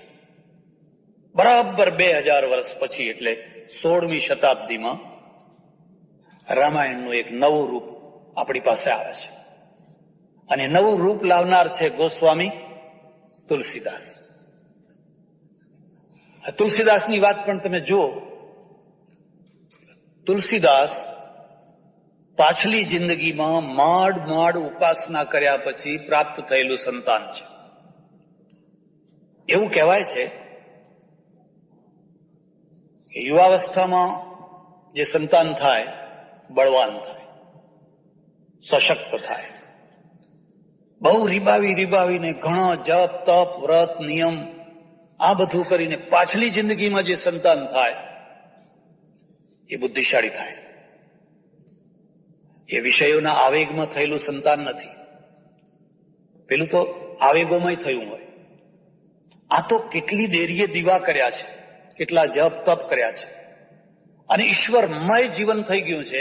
એમાંથી એના ઘરમાં આત્મારામ દુબે અને હુલસી, આ બંનેનું દાંપત્ય, રાજાપુર જેવું ગામ, અને રાજાપુર જેવા ગામમાં બહુ પાછલી જિંદગીમાં આ સંતાન થયું. પણ આ સંતાન છે ને 9મા મહિને ન થયું, છેક 12મા મહિને થયું. કેટલીક વિચિત્ર ઘટનાઓ હોય છે. અને આ વિચિત્ર ઘટનામાંની એક ઘટના, ત્યારે સિઝેરિયન નહીં થાય આ બધું વગેરે, એ જમાનો જુદો. આકાર મોટો, આંખો મોટી, બધું મોટું, એટલે ભય લાગ્યો, બીક લાગી. અને બીકના કારણે પિતાએ સંતાનનો ત્યાગ કરી દીધો. હવે એમ ઘણા મૂળ નક્ષત્રમાં પેદા થાય તો એના મા બાપ મરી જાય. હવે કેટલાય મૂળ નક્ષત્રમાં પેદા થતા હશે. હું તમને એક બીજી વાત પણ કહું છું, ભલા થજો અને કદી પણ જીવનની અંદર આ જે ફલિત જ્યોતિષ છે ને એને સ્થાન ના આપશો. ફલિત જ્યોતિષને સ્થાન ના આપશો. કદી કોઈને હાથ ના બતાવશો, કદી કોઈને કુંડળી ના બતાવશો. એમાં કશું નથી. આ હું એમને એમ તમને નથી કહ્યું. મેં મારી કુંડળી મોટા મોટા પ્રસિદ્ધ મોટા મોટા જ્યોતિષીઓને બતાવી છે, પણ મેં કદી કહ્યું નહીં કે આ મારી કુંડળી છે. હું ખાલી એટલું જ કહું. બીજું ને અમેરિકાથી એક ભક્તે એના બાબાની કુંડળી મોકલી છે, જરા જે હોય એવું કોને, પછી બધું કે આમ થશે ને આમ થશે ને ફલાણું થશે ને ફલાણું, તો બધું ઘણું ઘણું કે. પછી છેવટમાં કહું, મૂર્ખ, આ મારી કુંડળી છે. તો કે મને કે પહેલા કેવું હતું ને. મેં કહ્યું પહેલા કીધું હોત તો આ બધું થાત હતું. તું તો એ લાઈન તને લાઈન બતાવી. કદી આ રવાડે ના જશો. અત્યારે આ દેશ, આપણા દેશની અંદર એક નવી અંધશ્રદ્ધા ઉભી થઈ છે. હવે વરકન્યા નથી જોતા, કુંડળીઓ જોવે છે. બે એ બે મળે કે ના મળે, બેની કુંડળી મળે છે. મારા ઓળખીતા એક સજ્જન છે, એમને 4 દીકરીઓ છે. મને કે 4 દીકરીઓની 4 5 પ્રકારની કુંડળીઓ કરી રાખી છે. એમ કે આપણે માગવાની ને એને જે મળતી આવે એ આપી દેવાની. હું કઈ માનતો નથી, પણ હવે પેલો માને તો કરવું શું એમ. એટલે પેલા એની કુંડળી માગવાની, પછી જે એના સાથે મેચ થતી હોય એ આપી દેવાની. કદી આ ચક્કરમાં ના પડશો. અને એ ચક્કરે ભારતને પારાવાર નુકસાન પહોંચાડ્યું છે. હું તમને એ પણ કહું, તમારા આશ્રમમાં અમે બધું કાળ ચોઘડિયામાં જ કરીએ છીએ. જાણી કરીને કઈ અત્યારે ખરાબમાં ખરાબ ચોઘડિયું હોય ને એ હોય ત્યારે જ આપણે બધું કામ કરવાનું. મને કોઈ કહે મહારાજ તમને કશું ના થાય, પણ અમને તો થાય. કીધું અમને કેમ ના થાય? એટલા વહેમ છોકરાને બાપે છોડી દીધી. માં મરી ગઈ, પ્રસૂતિ બગડી ગઈ, બાળક મોટું, એ વખતે કોઈ વ્યવસ્થા નહીં, માતાનું મૃત્યુ, પિતાનો ત્યાગ. આ બાળક બાલ્યકાળમાં જ નિરાધાર થઈ ગયું. એક ચુનિયા નામની દાસી, કામવાળી ચુનિયા નામની, અને દાસીએ આ બાળકને સંભાળી લીધું. હું તમને એક બીજી વાત કહું છું, જિંદગીમાં દુર્લભમાં દુર્લભ વસ્તુ શું છે? પૈસો દુર્લભ છે, પણ અતિ દુર્લભ નથી. બધી ઘણી વસ્તુઓ છે, ઘણું ગણાવી શકાય, પણ દુર્લભમાં દુર્લભ કોઈ વસ્તુ હોય, વફાદારી પૂર્વકનો માણસ મળવો, એથી વધારે દુનિયામાં બીજું કઈ દુર્લભ નથી. તમને કોઈ વફાદાર માણસ મળ્યો, પતિના રૂપમાં, પત્નીના રૂપમાં, નોકરના રૂપમાં, ડ્રાઈવરના રૂપમાં, મિત્રના રૂપમાં. અને જો તમને જિંદગીમાં કોઈ પણ વફાદાર માણસ ના મળ્યો, તમને જિંદગીમાં કશું મળ્યું નથી. તમને પૈસો મળ્યો છે, ઢગલાબંધ પૈસો છે, અને પૈસાના કારણે તમારા સંબંધી છે, પણ બધાનો ડોળો પૈસા ઉપર છે. તમે જયારે મૃત્યુના ખાટલા ઉપર પડ્યા હો ને ડચકા લેતા હો, ત્યારે લોકોની નજર તમારા ઉપર નથી, લોકોની નજર ચાવીઓ ઉપર છે. ચાવીઓ ક્યાં મૂકી છે? મારા ઓળખીતા એક બહુ કરોડાધિપતિ પટેલ હતા. પાછલી જિંદગીમાં લખવો લાગી ગયો, લાખો કરોડોના દાન આપેલા એ માણસે. કદી એમની પત્નીને ચાવી ના આપે, કદી એમની પત્નીને ચાવી ના આપે. એમનાથી પોતાનાથી કબાટો ખુલે નહીં લખવાના કારણે. ડ્રાઈવરને આપે, અને 400 રૂપિયાનો પગારદાર ડ્રાઈવર એના કબાટો ખોલીને એને જે જુએ એ કાઢીને આપે. અંદર હીરા, માણેક, મોતી, દસ્તાવેજો, ફલાણું બધું. ડ્રાઈવરે કદી દાનત ના બગાડી, અને પત્નીએ દાનત બગાડી. હવે સગી પત્ની છે, પણ આવી ત્યારથી શું કરે? જે હોય બધું પિયર ભેગું કરે. પિયર ભેગું કરે, તેલની બરણીએ પિયર ભેગી કરે, બધું પિયર ભેગું કરે. એને થોડીક તેલની બરણીઓ મોકલી હશે, થોડાક ચોખા મોકલ્યા હશે, પણ એ બધાના કારણે પતિની નજરમાં એ જીરો થઈ ગઈ. આખી જિંદગી એ જયારે સૂતા હોય ત્યારે પેલી આવી અને ચાવી ખેંચવાનો પ્રયત્ન કરે એટલે હું કરીને દબાઈ દે, એને ના. એક વફાદાર માણસને મેળવવો કે મળવું એનાથી વધારે જિંદગીમાં કશું દુર્લભ નથી, એનાથી મોટી કોઈ સાધના નથી. આપણા ત્યાં કહેવત છે કે વિપત્તિ આવે તો 10 દિશામાંથી આવે. એ 5-6 વર્ષનો થયો હશે અને ચુનિયા મરી ગઈ. ઉપર આકાશ ને નીચે ધરતી. 6 વર્ષનું 7 વર્ષનું બાળક આજે આ તુલસીદાસ તમને આવીને પૂછે કે તમે કેટલા મોટા મંદિરો બાંધ્યા, તમે કેટલા મોટા યજ્ઞો કર્યા, તમે કેટલી મોટી સપ્તાહો કરી, કેટલા મોટા સંઘો કાઢ્યા, પણ મારા જેવા 6-7 વર્ષના બાળકને જગ્યા આપવા માટે કોઈ વેંતની જગ્યા તમે બનાવી? એ કામ મિશનરીએ કર્યું, એ કામ ક્રિશ્ચનોએ કર્યું, આપણને કેમ ના સૂચ્યું? આ છોકરો અનાથ થઈ ગયો. ધર્મ ક્યાં ભૂલ્યો? આ વાતને યાદ રાખજો.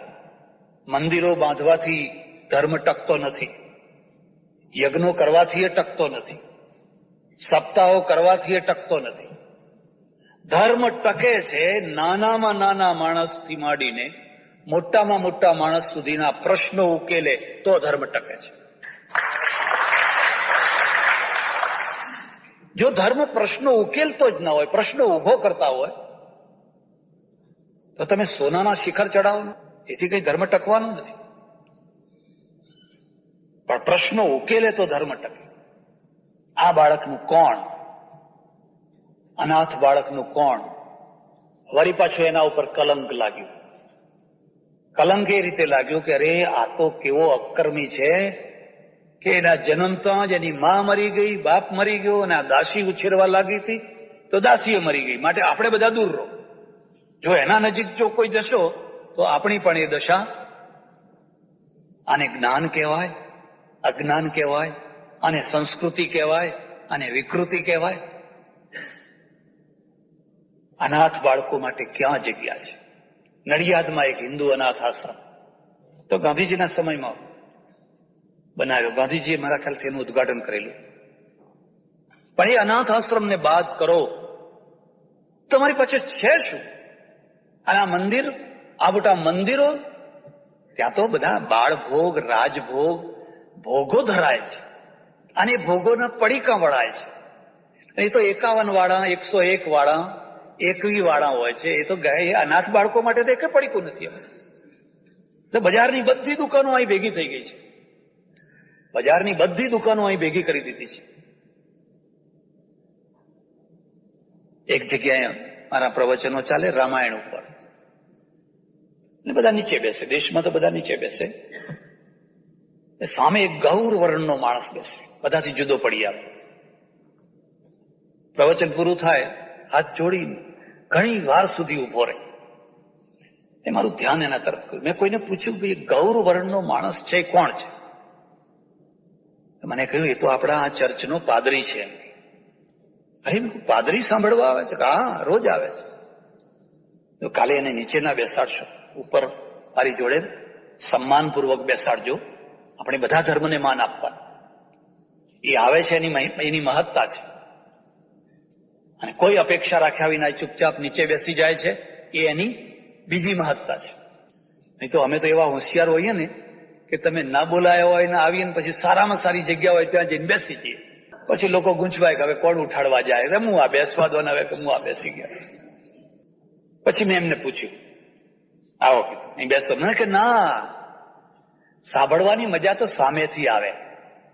બાજુમાં બેઠા હોય તો આમ ગળું રાખવું પડે, અને મજા તો સામે શ્રોતા થવામાં મજા છે. તમે કરો છો શું? મને કે મારા ચર્ચની અંદર બધા છોકરા છે, છોકરાને ઉછેરું છું, મોટા કરું છું, એમને નવડાવું છું, ધોવડાવું છું, પાંથી પાડું છું, સ્કૂલે મોકલું છું. પછી એ ભણીને મોટા થાય એમને નોકરીએ વળગાડું છું, પરણાવું છું, બસ મારું કામ પૂરું થયું. મેં કોઈ છોકરા લાવો છો ક્યાંથી? કારણ કે આ રસ્તામાંથી કોઈ રખડતા, કોઈ ત્યજી દીધેલા, કોઈ મૂકી દીધેલા, આડા આવડા, જેનું કોઈ ના હોય એનો અમે લઈ આવી છે. પછી મેં કહ્યું, આવા બધા રખડતા ભટકતા છોકરા તમે લાવો છો તો એનું પોષણ કેવી રીતે કરો છો? કારણ કે આ ગામ બહુ સારું છે, વેપારીઓનું ગામ છે. ગંજ બજારમાં હું રવિવારના પેલા અમુક દિવસે જાઉં છું તો કોઈ ઘઉં આપે, કોઈ બાજરી આપે, કોઈ દાળ આપે, કોઈ કંઈ આપે, તો બધું એમનો ખર્ચો નીકળી જાય છે. 3 વિધવાઓ રાખી છે, એ રોટલા દાળ કરીને ખવડાવે છે ને એમને ભણાવો છે. મારા મનમાં એક બહુ, અને એ આપનારો વર્ગ કોણ છે? તો કે બધા હિન્દુ જ છે. દુકાનદારો બધા હિન્દુ છે. છોકરાઓ કોના છે? હિન્દુઓના. આપનારું કોણ છે? હિન્દુઓ છે. હવે આ છોકરા ખ્રિસ્તી થાય તો એમાં દોષ કોનો? આપણે કેમ નથી રાખી શકતા? આપણે આવું કેમ નથી કરી શકતા? આપણે બાકીનું બધું કરીએ છીએ. અનાથ બાળકોની વાત જવા દો. હમણાં 2-3 મહિના પહેલા સાંજના ટાઈમે 2-3 ક્રિશ્ચિયન સાધ્વીઓ 20-25 છોકરીઓને લઈને આવી મારે ત્યાં આશ્રમ. પછી બધી, કોઈ 12 વર્ષની, કોઈ 14 વર્ષની, કોઈ 10 વર્ષની, કોઈ એટલી ઉંમરની, બધી બેસાડી. મેં કહું, ભાઈ તો કે અમે મુંબઈ રહીએ છીએ, અહીંયા આવ્યા હતા અને તમારું નામ સાંભળ્યું, તમારા પુસ્તકો વાંચેલા, એટલે અમે આ બધી છોકરીઓને લઈને. તો હું એમ સમજ્યો કે આ બધી એમની સ્કૂલમાં ભણનારી છોકરીઓ હશે. બધાને ચા પાણી નાસ્તો બાસ્તો કરાવ્યું. પછી વિદાય થવાના. મેં કહ્યું, આ બધા શું ભણે છે? મને કે સ્વામીજી આ ભણતી નથી. તમે કહો? મને કે આ અમે રેડ પાડીને લાવેલી છોકરીઓ છે. મુંબઈમાં જે પકડાઈ ગયેલી, જે ફસાઈ ગયેલી, જેને ખોટા રસ્તે ચડાવી દીધેલી, એવી બધી છોકરીઓને અમે રેડ પાડીને બચાવીને આ લાવેલી છોકરીઓ છે. અને હવે અમે એને બધું ભણાવીએ, ગણાવીએ છીએ, એને પરણાવીને એને એના જીવનના રસ્તે વાળી દઈશું. મનમાં એક પીડા થાય, આ કામ જે કરે છે અમે કેમ નથી કરતા? અમને કઈ ધર્મ કામ કરવાનું થાય એટલે કે યજ્ઞ કરો, અશ્વમેઘ યજ્ઞ કરો. પણ હવે ઘોડો ક્યાંથી લાવો? તો કે ચિત્ર બનાવો, કાગળનું એક ચિત્ર બનાવો. તો એનાથી પ્રશ્ન કયો ઉકેલાશે?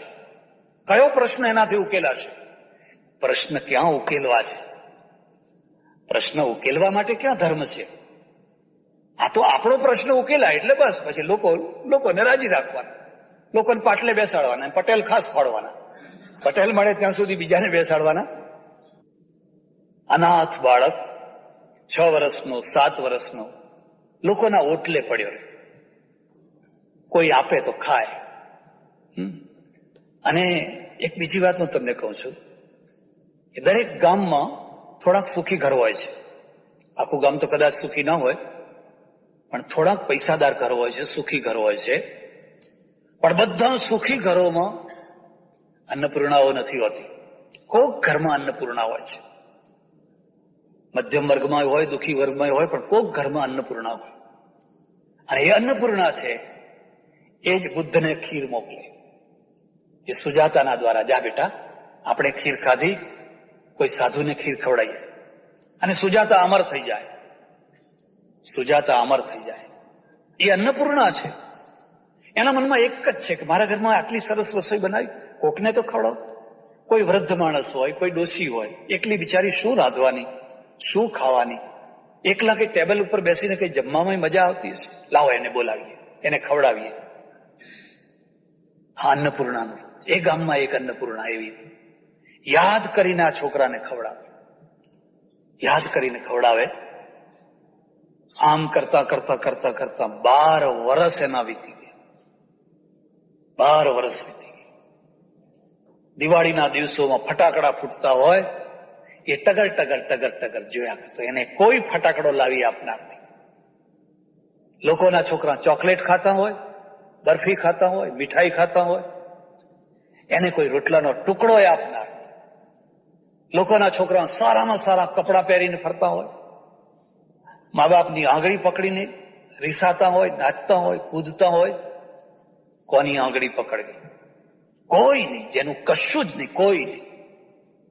અને 12 વર્ષ પછી અંદરથી એક પ્રેરણા થઈ, ચરઈ વેતી ચરઈ વેતી ચરઈ વેતી, ઉઠ, ઉભો થા. એક પીરિયડ પૂરો થઈ ગયો હતો, નીકળી પડ્યો.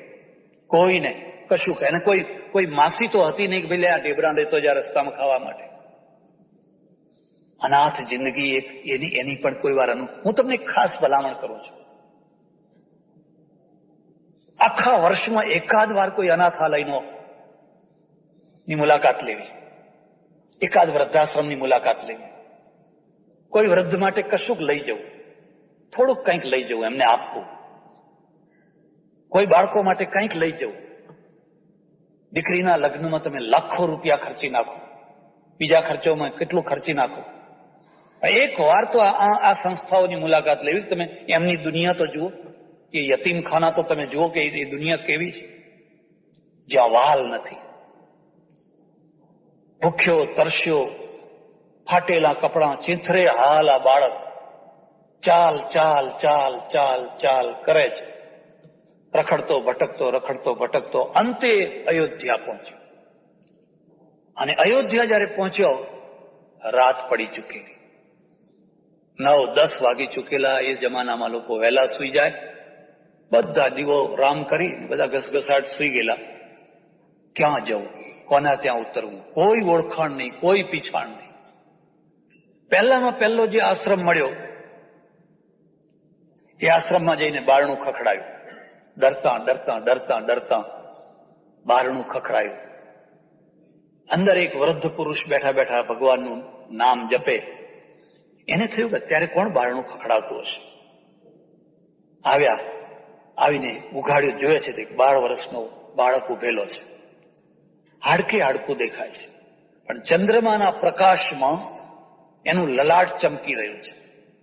એને કહ્યું, અરે અરે અરે છોકરા, અત્યારે રાત્રે અહીં કેમ આવ્યો છે? અને એનો બાંધ તૂટી ગયો, એની ધીરજ તૂટી ગઈ, રડી પડ્યો, પોકે ને પોકે, ગુરુજી મારા ઉપર એટલા દુઃખ પડ્યા છે કે આટલા દુઃખ જો હિમાલય ઉપર પડ્યા હોત તો હિમાલય ફાટી પડ્યો હોત, હિમાલયના ટુકડે ટુકડા થઈ ગયા હોત. પણ ખબર નહીં કેમ મારા ટુકડે ટુકડા નથી થતા. હું હજુ જીવું છું, મને આશરો આપો, મને સહારો આપો, મારે તમારે ત્યાં રહેવું છે. દુનિયામાં કોઈ જગ્યા નથી જ્યાં હું પગ મૂકી શકું. હરેક જગ્યાએથી હું અડધૂત થયો છું. જા જા જા જા. અને ગુરુજીએ એને આશરો આપ્યો, છાતીએ લગાવી દીધો. જેનું કોઈ ન હોય એનું જે થાય એને સંત કહેવાય. જેનું કોઈ ન હોય એનું જે થાય એને પરમાત્મા કહેવાય, એને ભગવાન કહેવાય. જેનો ઘણો છે, જેની પાસે ઘણું છે, હવે એના તમે થવા જઈને શું થવાના હતા? તમે સારંગી વગાડનારા થવાના છો. બહુ તો ખમા શેઠ ખમા શેઠ ખમા શેઠ કરતા ફરો અને સારંગી વગાડ્યા કરો. પેલા જે સંત હતા એમનું નામ નરહરિયાદાસ. અને નરહરિયાદાસ છે આ 12 વર્ષના તુલસીને સ્વીકારે, નવડાવ્યો ધોવડાયો. બીજા દિવસે કહ્યું, બેટા તું ચિંતા ન કર, તારા વાદળા પૂરા થઈ ગયા. તારી માં હું, તારો બાપ હું, તારો ગુરુ હું, તારો સર્વસ્વ હું, હવે તું ચિંતા ના કર. બસ ત્યાં રહેવા લાગ્યો. રહેતા ભણતા ચંદ્રમાં જેમ વાદળમાંથી નીકળ્યો હોય અને આ છોકરાનું દૈવત બધું પ્રગટવા લાગ્યું. એક પછી એક. એક તરફ જુવાની ખીલી રહી છે, બીજી તરફ પાંડિત્ય ખીલી રહ્યું છે, વિદ્વત્તા ખીલી રહી છે. અને જયારે એમ લાગ્યું કે આ છોકરો બિલકુલ નિપુણ થઈ ગયો, આખા અયોધ્યામાં જ્યાં જુઓ ત્યાં તુલસીદાસ. એટલે પેલા ગુરુ છે ને, એ ગુરુએ કહ્યું, જો બેટા હું હવે વૃદ્ધ થયો છું, આજ મરવું કે કાલ મરવું, પણ મારે તને સાધુ નથી બનાવવું. તું ઘેર જા, પાછો જા અને લગ્ન કર. આ બીજી વાત યાદ રાખજો. આપણા ત્યાં ઋષિ પરંપરામાં લગ્ન કરવા અનિવાર્ય છે. તમે ઉપનિષદ વાંચજો,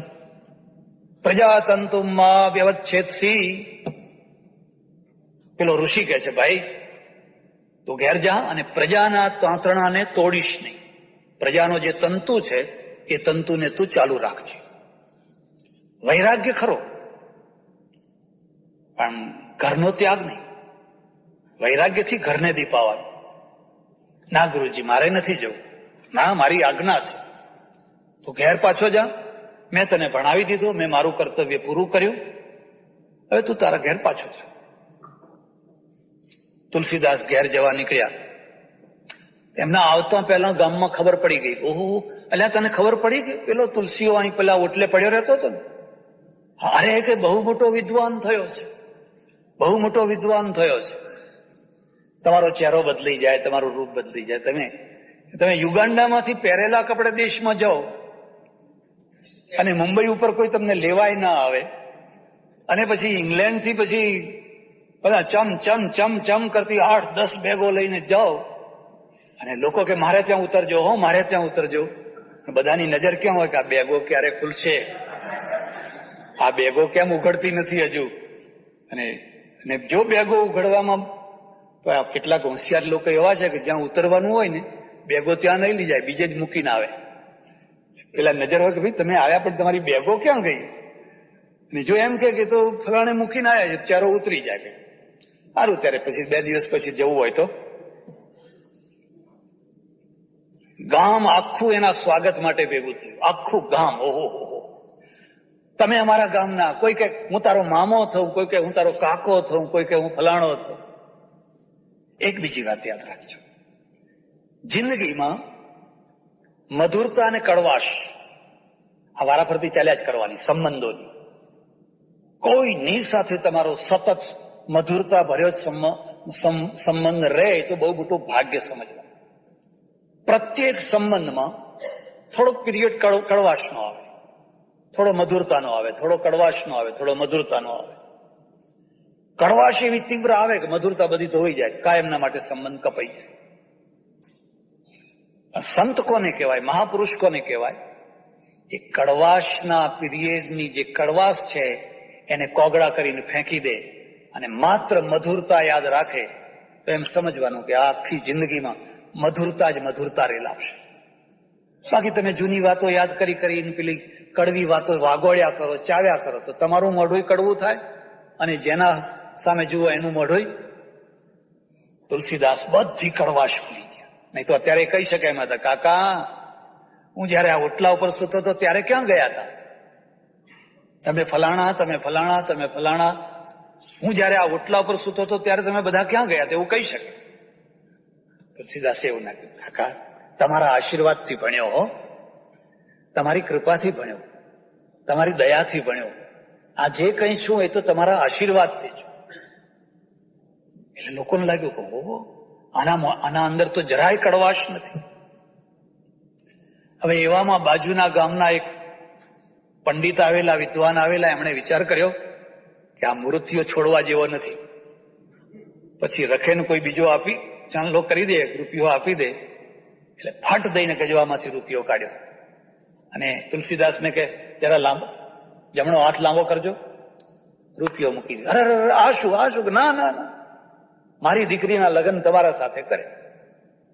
અમારે ચડોતરમાં આવી ઉતાવળ કરવી પડે. કોના સાથે? ગ્રીન કાર્ડ હોય તો. રેશન કાર્ડ વાળા બિચારા એમ ને એમ બેઠા છે, બાંકડે બેઠા બેઠા સવારથી હાં સુધી માખીઓ ઉડાડ્યા કરે છે. ને ગ્રીન કાર્ડ વાળો આવ્યો નહીં, પછી લૂલો, લંગડો, બાડો, બોબડો, કાળો, કુબડો, જે હોય બસ રૂપિયો લો, રૂપિયો લો, રૂપિયો લો, બીજી વાત નહીં. તુલસીદાસના લગ્ન થયા. રત્નાવલી કન્યા અને રત્નાવલીને તુલસીદાસ, બંનેનો અતૂટ પ્રેમ. એક બીજી વાત, જે માણસ પૂર્વ દિશામાં દોડી શકે છે એ પશ્ચિમ દિશામાં દોડી શકે છે. પ્રતિભા સર્વતોમુખી, વન ટ્રેક નહીં, એકમુખી નહીં. જે તુલસીદાસ અયોધ્યામાં રહીને શાસ્ત્રમાં પારંગત થયા, એ જ તુલસીદાસ રત્નાવલીના પ્રેમમાં એટલા ડૂબ્યા કે ચોટીએ ના દેખાય એટલા ડૂબી ગયા. કોઈની ગરદન દેખાય, કોઈની આંખો દેખાય, કોઈનું માથું દેખાય. આની તો ચોટીએ ડૂબી ગઈ, એટલા ડૂબ્યા. બરાબર છે, ચાલો, એ ઠીક છે, એ ઠીક છે. એમાંય કોઈ ઘૃણા કરવાની વસ્તુ નથી. જુવાની છે, નવું નવું છે. પણ પ્રસંગ એવો આવ્યો કે રત્નાવલીને પિયર જવાનું થયું અને તુલસીદાસને કહ્યું મારે ભાઈના ત્યાં લગ્ન છે અને મારે 2 દિવસ માટે જવું પડશે. કે ના, તારે નહીં જવાનું, તારે બિલકુલ નહીં જવાનું. તારા વિના હું 1 મિનિટ રહી શકવાનો નથી. બેમાં રકઝક ચાલી, રકઝક તો ચાલી. રત્નાવલીએ જોયું કે આ તો બોલ્યા કરે, ખોટું ના લગાડશો. પુરુષનું વ્યક્તિત્વ જ્યાં સુધી એ વિષય લંપટ હોય ને ત્યાં સુધી કોડી. જે દિવસે સંયમી બને ને તે દિવસે કરોડ. પણ જ્યાં સુધી એના અંદર તીવ્ર લંપટતા હોય તો આખી દુનિયામાં ભલે ને ગમે એમ એના ઘરમાં કોડીનો માણસ. રત્નાવલીએ વિચાર કર્યો કે તો બોલ્યા કરે, ટક ટક ટક ટક થયા કરે. સાંજ પડી, પડોશીને કહ્યું તમે જરા એમને ખવડાવજો ટાઈમ થાય એટલે, અને આ ચાવી રાખો, હું મારા ભાઈના ત્યાં જઉં છું. રત્નાવલી નીકળી ગઈ. આ દાવડા ફરીને ભાઈ આવ્યા હતા, જોયે તો ખંભાથી તાળું લાગેલું. અરે આ ક્યાં ગઈ? કઈ ચિંતા ના કરો, લો આ ચાવી, અમારી જમવાની વ્યવસ્થા કરી છે, 2 દિવસમાં આવવાની છે અને તમને જે જોઈએ અમે બધી વ્યવસ્થા કરી દઈશું. આને ઊંચા નીચા થઈ ગયા, ઊંચા નીચા થઈ ગયા. કેમ ગઈ, કેમ ગઈ, કેમ ગઈ? જમ્યા નહીં. 8 વાગ્યા, 9 વાગ્યા, 10 વાગ્યા, 11 વાગ્યા, ઊંઘ નથી આવતી. 12 વાગ્યા, પથારીમાંથી ઉભા થઈ ગયા. બસ તરત જ સડસડાટ પોતાના સસરાનો ગામનો માર્ગ પકડી લીધો. હવે અત્યારે અંધારું અંધારું નથી, ભય ભય નથી, બીક બીક નથી. ધસમસ ધસમસ ધસમસ ધસમસ. 1-1.5 વાગે એના ગામ પહોંચ્યા. વરંડાવાળું ઘર, ઉનાળાના દિવસો, અને બધા ખુલ્લામાં સુઈ ગયેલા ખાટલા ઢાળીને વરંડો કૂદીને અંદર પડ્યા. એટલે અમારે ત્યાં શાસ્ત્રકારે લખ્યું છે, ક્ષુધાની જે તીવ્રતા છે એ માણસને વિવેક ચૂકવે છે. તમને તીવ્ર ભૂખ લાગી હોય પછી આ ખવાય ના ખવાય, આનું ખવાય ના ખવાય, કશું જ નહીં, લાવો લાવો ને લાવો. એનાથી વધારે તીવ્ર તરસ લાગી હોય. હું એકવાર ટ્રેનમાં યાત્રા કરું અને એક સાથે માણસ, એમને તરસ લાગેલી, ટ્રેન બહુ લાંબા ટાઈમે ઉભી રહીને એટલી તરસ લાગેલી. એક મુસલમાન ભાઈ એના આમ જગમાંથી મોઢે માંડીને પાણી પીવે, એને એ જગ ખૂંચવીને પોતે પીવા લાગે. હું મરી જઈશ, હું મરી જઈશ, હું મરી જઈશ.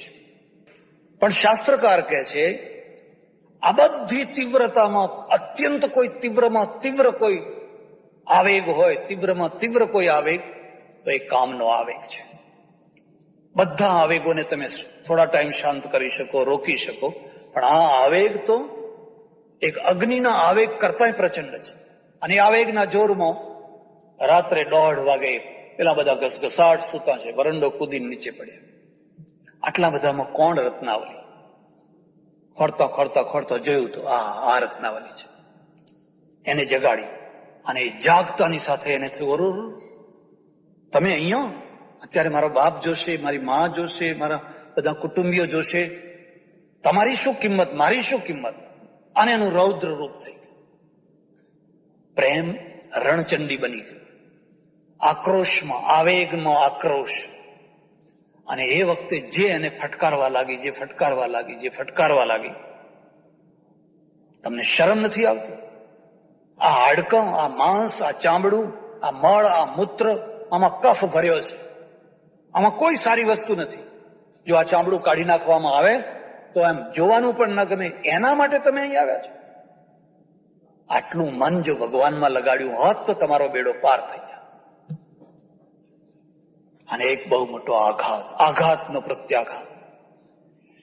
તુલસીદાસ વાંકા વળ્યા, રત્નાવલીના પગની ધૂળ લીધી, માથે ચડાવી અને કહ્યું, રત્નાવલી, હું 12 વર્ષ સુધી અયોધ્યામાં ગુરુની પાસે રહીને ભણ્યો, ઘણા શાસ્ત્રો ભણ્યો, પણ 12 વર્ષના ભણતરમાં જે મને નથી મળ્યું એ તે મને 5 મિનિટમાં અપાઈ દીધું. હવે તું મારો ગુરુ, હવે હું જાઉં છું, જિંદગીમાં કદી તને પાછો નહીં મળું. મારે ને તને હવે આ છેલ્લા રામ રામ છે, હું જાઉં છું. રત્નાવાલી જાણે છે કે આવા ભાઈ તો કેટલીય વાર ગયા ને કેટલીય વાર પાછા હાજે આવ્યા, આમ જોર કરીને જાય ને પાછા આવી જાય. એટલે નીકળ્યા હવે ગામ જવા ના નીકળ્યા, ફરી પાછી અયોધ્યાની વાટ લીધી. પહેલા એક 12 વર્ષના પહેલા લીધેલી વાટ, એની એ વાટ લીધી. ચાલતા ચાલતા ચાલતા ચાલતા ફરી પાછો એનો એ આશ્રમ, એના એ વૃદ્ધ ગુરુ, એની એ સાંજ, અને દરવાજો ખખડાવ્યો.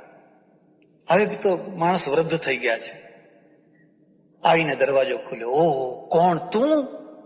હા ગુરુજી, તમારી આજ્ઞા હતી, હું ઘેર જઈ આવ્યો, મેં બધા અનુભવ કર્યા, ફરી પાછો તમારા ચરણે આવ્યો છું, તમારા શરણે આવ્યો છું, હવે મને જાકારો ના આપશો. ગુરુએ છાતી સાથે લગાવી દીધા. બેટા, આ જરૂરી હતું, આ અનુભવ જરૂરી હતો. હવે હું તને જાકારો નહીં આપું. હવે ઈશ્વર તારી પાસેથી જે સૃજનાત્મક કામ કરાવવા માંગે એ કામમાં તું લાગી જા. સજ્જનો, આ તુલસીદાસ, અને એ તુલસીદાસે પછી જે કલમ ચલાવી એમાંથી 16 ગ્રંથોની રચના થઈ. 16 એના નામ નહીં કહું, પણ એમાં જે અમર ગ્રંથ છે એ રામચરિત માનસ.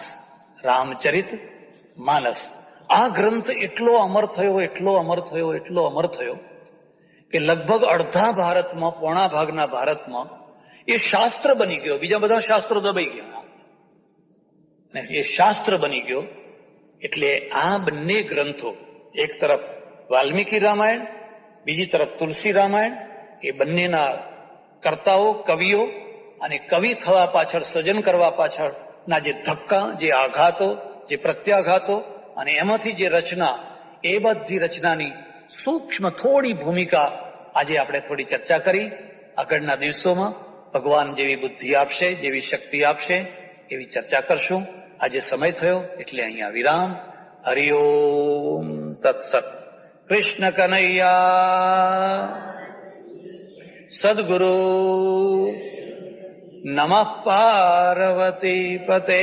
હર હર મહાદેવ.